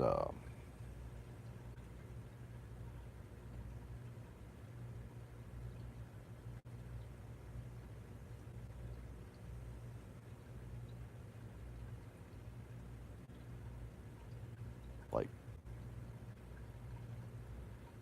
taken with or given to, or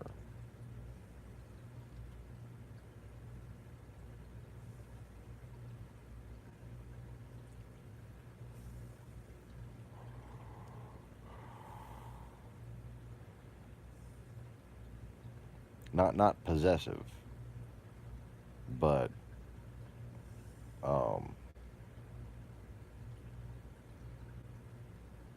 like not like defining possession, like having, like not like saying it's yours, but just like saying have, like he has it. Kind of like an of or a day in Irish or Spanish. Kind of.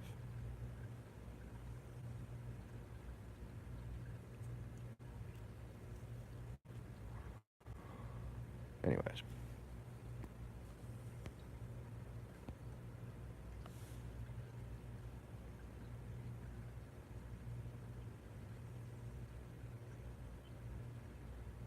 Yeah, kind of. Like it can be used for that. But in combination with something else is a pawn.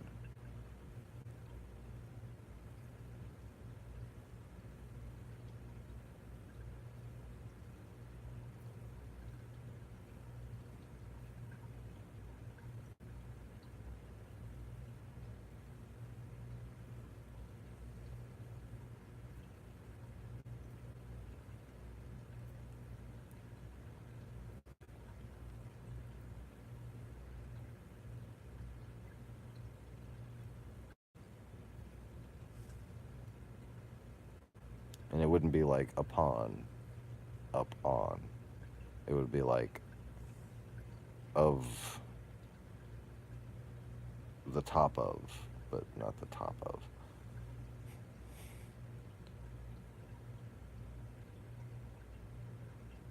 Of the top, I guess, but a better word than top.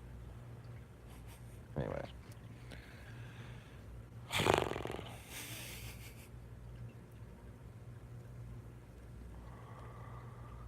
Alright. Forgot what we were talking about before this. Let's see. Truth, history, healing stuff, world, Obama, Benghazi, I don't know. Ow, my wrist hurts. Okay. Got a gotta take occasional breaks from holding the freaking cell phone. Plugged in charging right now.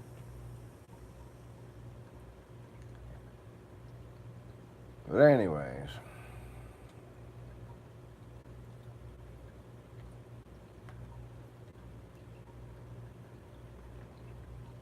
So what it all amounts to is the truth will set you free, won't it?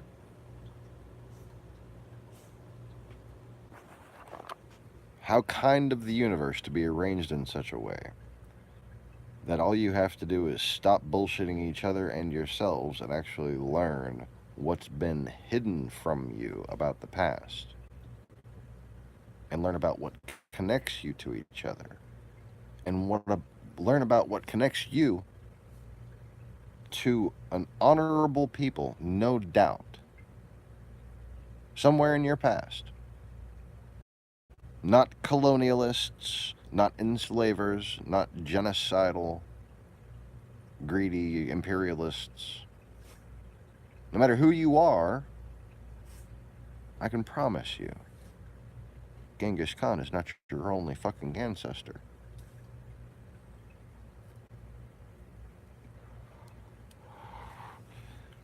So no matter what, no matter how confused or deluded some of your ancestors might be, if you go back further than that, there was a point where they were probably the noblest of people.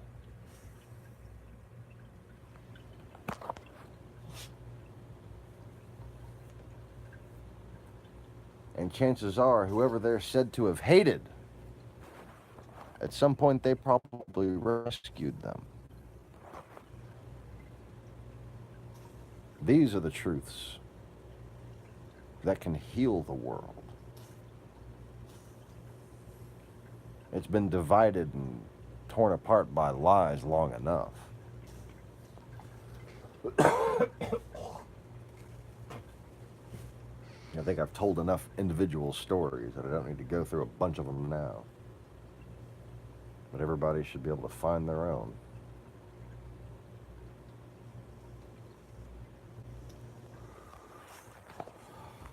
Even now the Russians,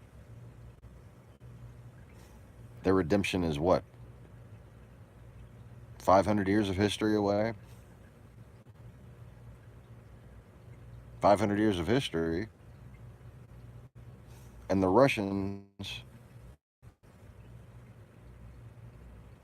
had begun to almost resurrect themselves as the defenders of Europe.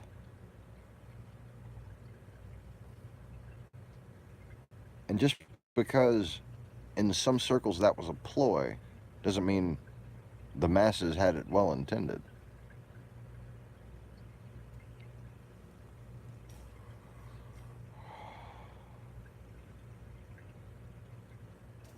Hadn't been well intended. Excuse me.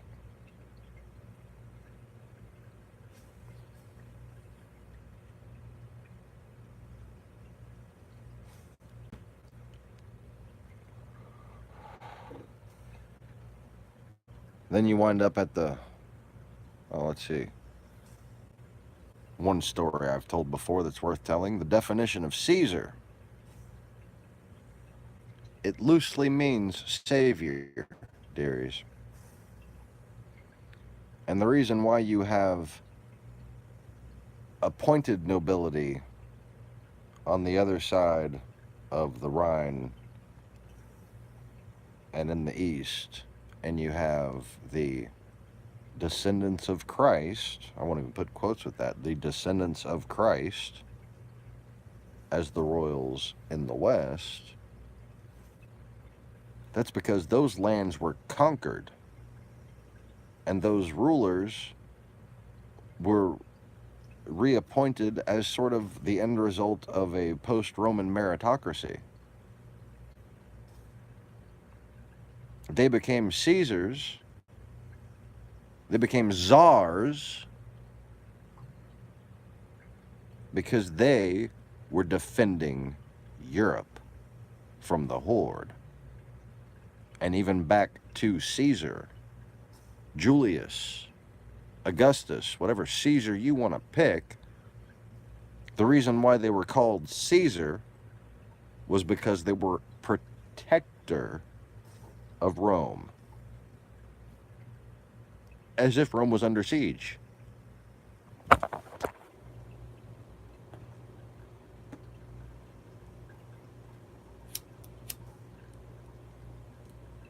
Turns out they were. The whole time? Yes, the whole time. The whole time they were called Rome? Yes, the whole time they were called Rome. They were under siege by an empire that controlled most of the fucking world. It wasn't them. That's a lie. Just a fucking lie.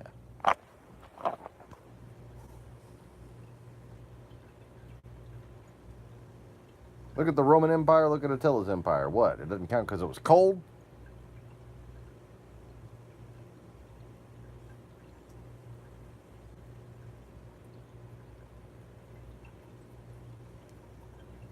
To the Chinese, I'm sorry, the Scythians, the Siberians, got bored of attacking Europe and then, enslaved Genghis, and you know what happened from there.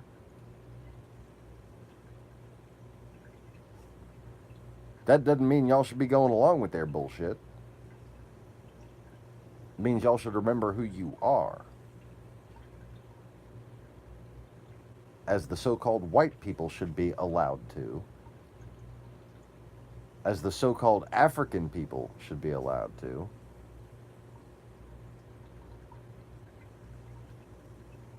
Although that'd be a hell of a land swap if they tried that bullshit. That would just be hilarious to see.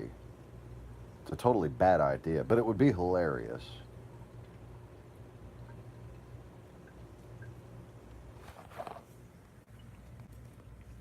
The Negroid genome, is from India. They're not Africans. They're called Maurians.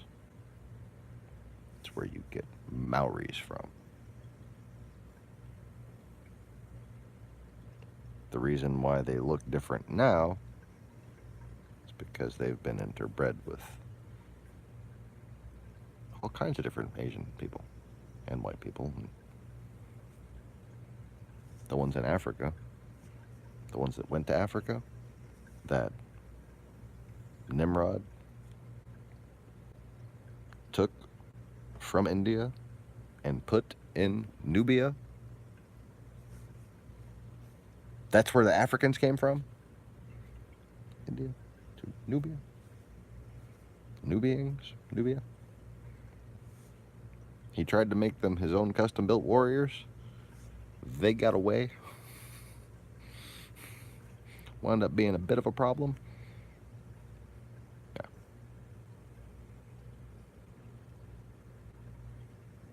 That's where black people came from. If it wasn't for them being kidnapped, though,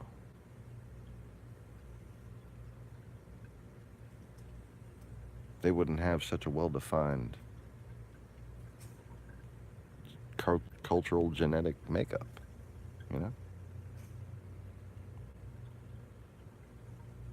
See, I see black people and I think children of Gabriel, one of my oldest best friends.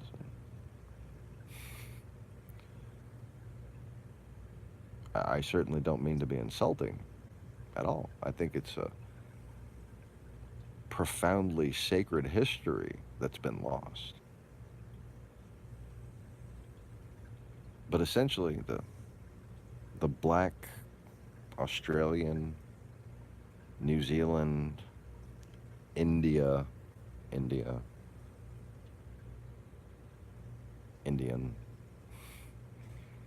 those dark-skinned people, those are the original Africans, not Africa. That's an intentionally relocated group of prisoners that were supposed to be made into a breeding stock for army. Because that's, man, back in the day,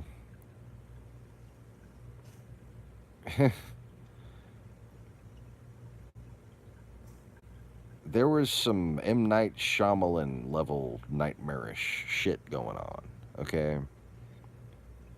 And raising an army, you know, like, the way you think of secret weapons now, you know, like nuclear missiles and stealth planes and shit, as much as they're a priority and as much as they're a given thought now, consider breeding projects back then. Because when it came to war back then, what mattered? Brood stock, really.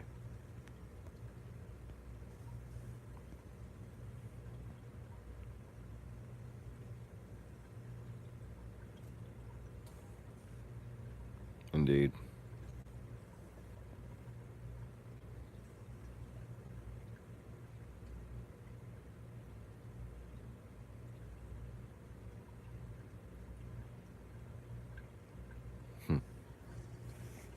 Indeed.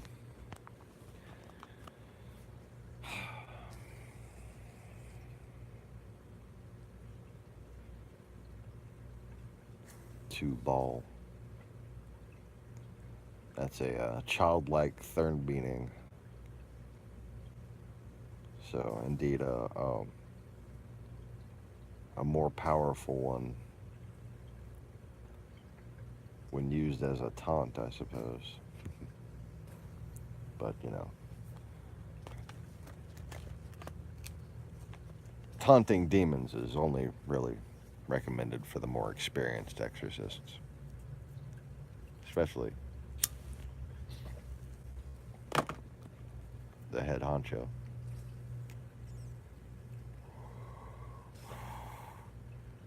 Yeah, it's kind of like trying to pay the Godfather Monopoly money. Yeah, it's not probably not a good idea.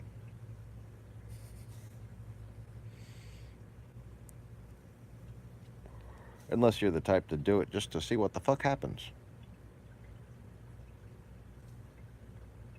I know somebody like that, don't you?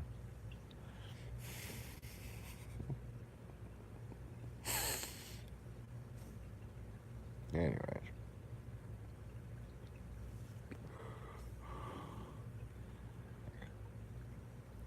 So the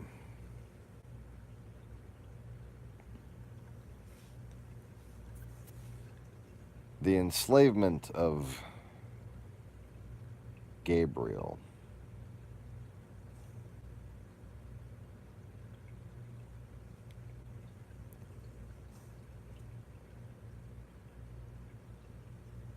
maybe could have initially been accomplished in that old age, according to the old law, if the old law is that you keep what you kill.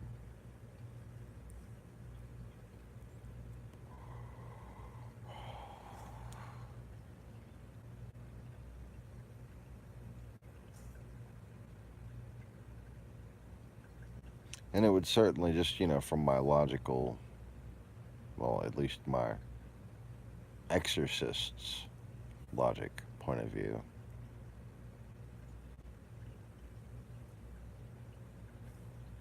that law being in place before the time of the flood, resulting in Gabriel's enslavement, would also make sense because of the bizarrely amalgamized personalities of ancient demons, those of what you might call the Legion class.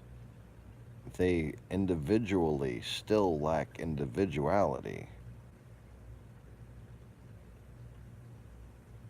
And it seems like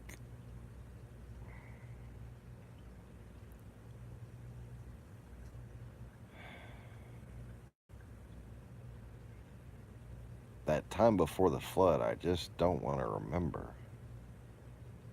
Because they were fucking eating each other. They were eating people. They were eating their flesh and their souls. They were fucking eating them. And that's disgusting. And Let's move on to a new subject. Okay. But that's why, like, when mused, the more ancient and powerful a demon is in fiction, the more it seems like it has multiple personalities. Because they come from this time where semi-physical, like mostly spiritual, or maybe what you want to call demigod type beings, were consuming each other.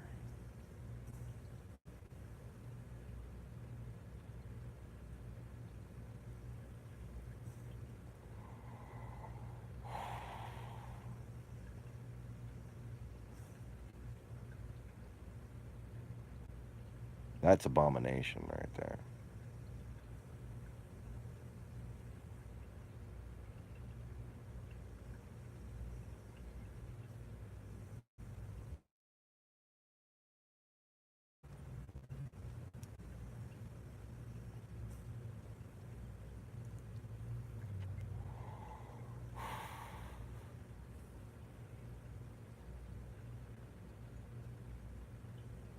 The very idea that there could be still Satanists practicing that today.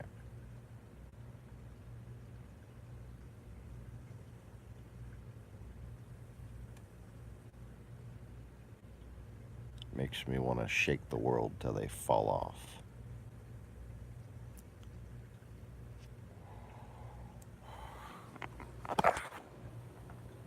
How did the kitten get on my lap? Where'd you come from?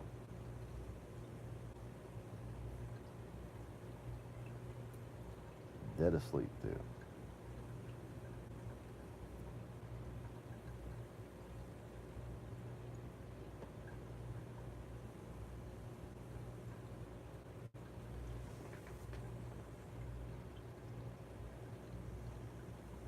Anyways.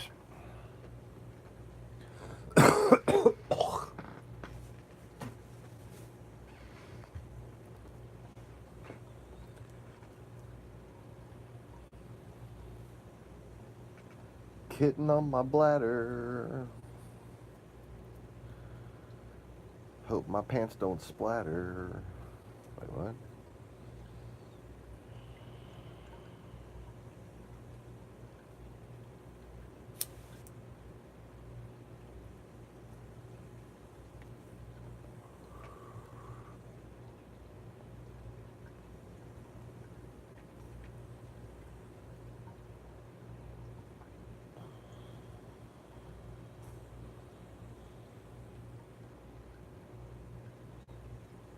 All right, so what else y'all want to talk about? See,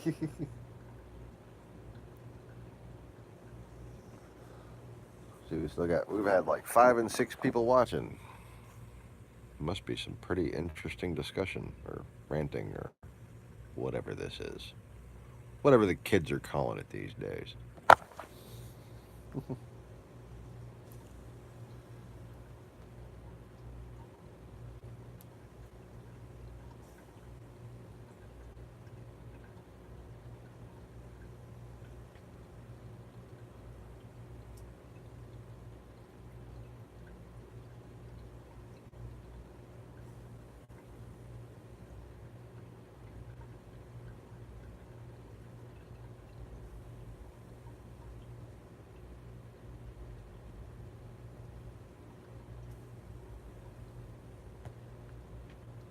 Asks Trump asked what Mattis has done for him.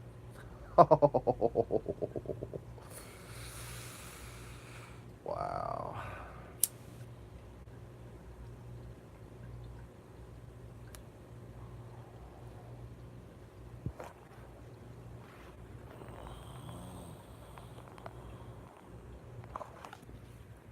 I never thought I'd be at a point where I'd support a military coup in this country.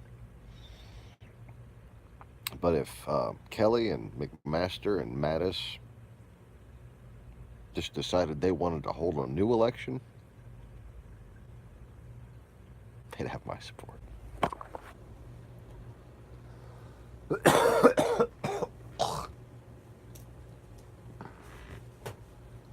Yeah, we've decided we're just going to move the presidential election to odd number years now. Congress on even number years.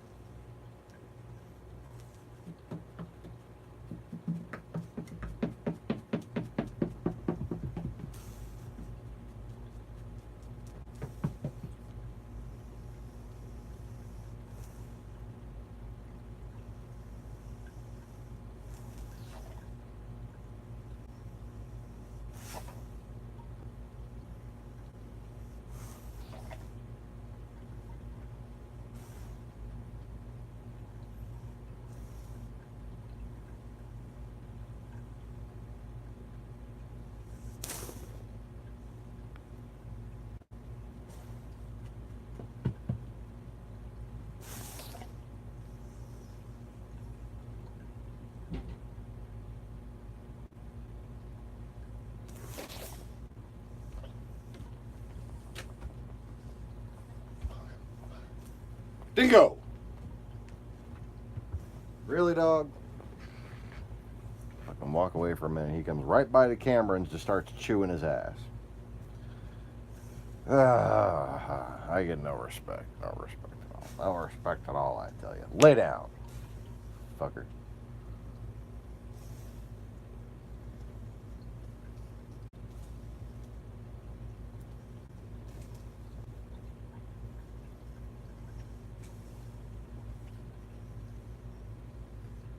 Anyways.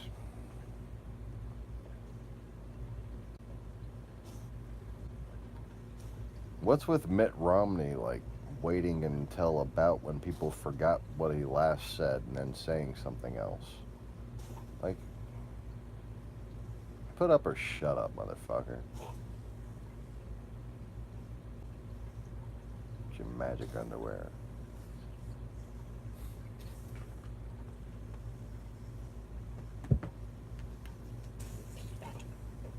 All I'm saying, if somebody's going to wear magic underwear, they should be more consistent.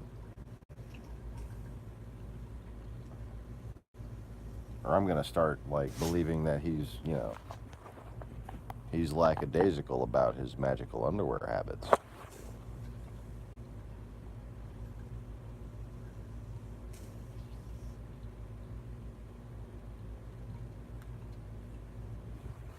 You got cafeteria Catholics. Apparently, he's like a McDonald's Mormon.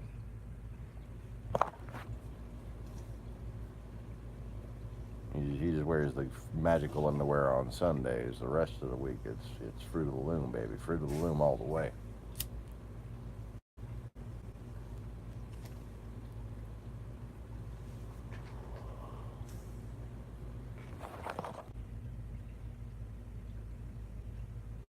No one expects the Spanish Inquisition.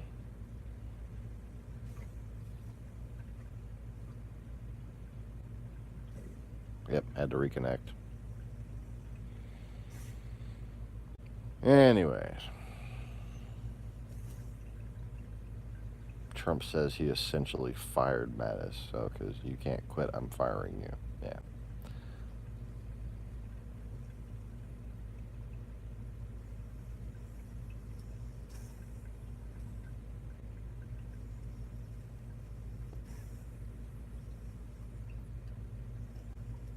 How are they not, like, impeaching him right now?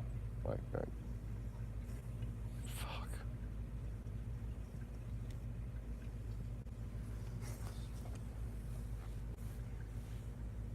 But seriously, by not impeaching him, like I was saying in the, you know, why it's absolutely necessary to arrest him as opposed to impeach him.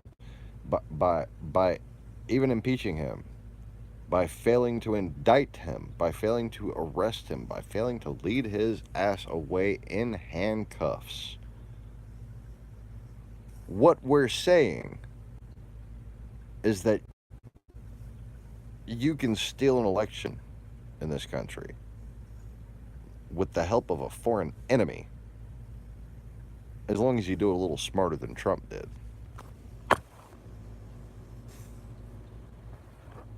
I don't think that's a healthy message to be sending.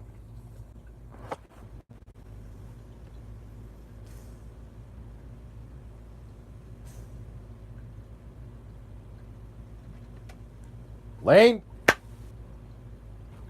Fuck no. Oh shit. Why does that cat not get it through its thick fucking skull that it's not supposed to be on top of my aquarium lights? Jeez. Like, I know you're half minx and, like, you know, kind of a glutton for punishment, because you're not really fucking domestic like little Bunny Foo Foo.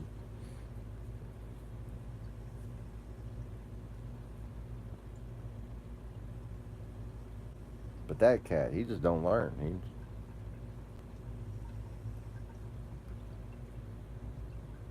Most cats, you can scare them. You don't actually have to, like, smack the shit out of them.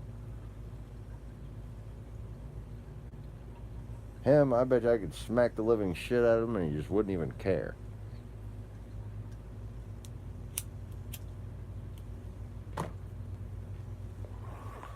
And then 5 minutes later, right before I had to pee, he'd be right up on my lap again.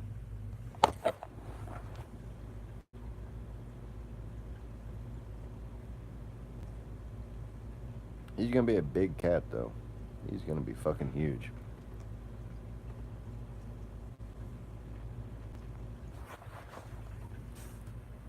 His little brother or cousin out there, whatever it is, that came wandering by. Pretty fucking big himself. Not as big as Simba, but I don't think that one was full grown. I think that one's got some more growing to do. We named it Bob because it's got the bob tail. Well, the neighbor named it Bob.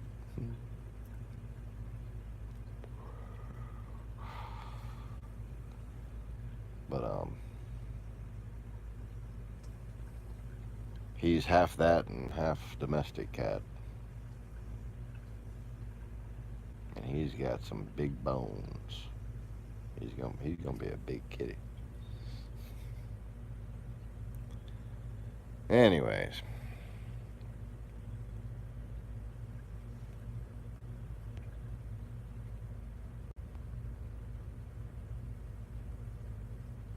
Sound is way off. Buffering. Is it fixed?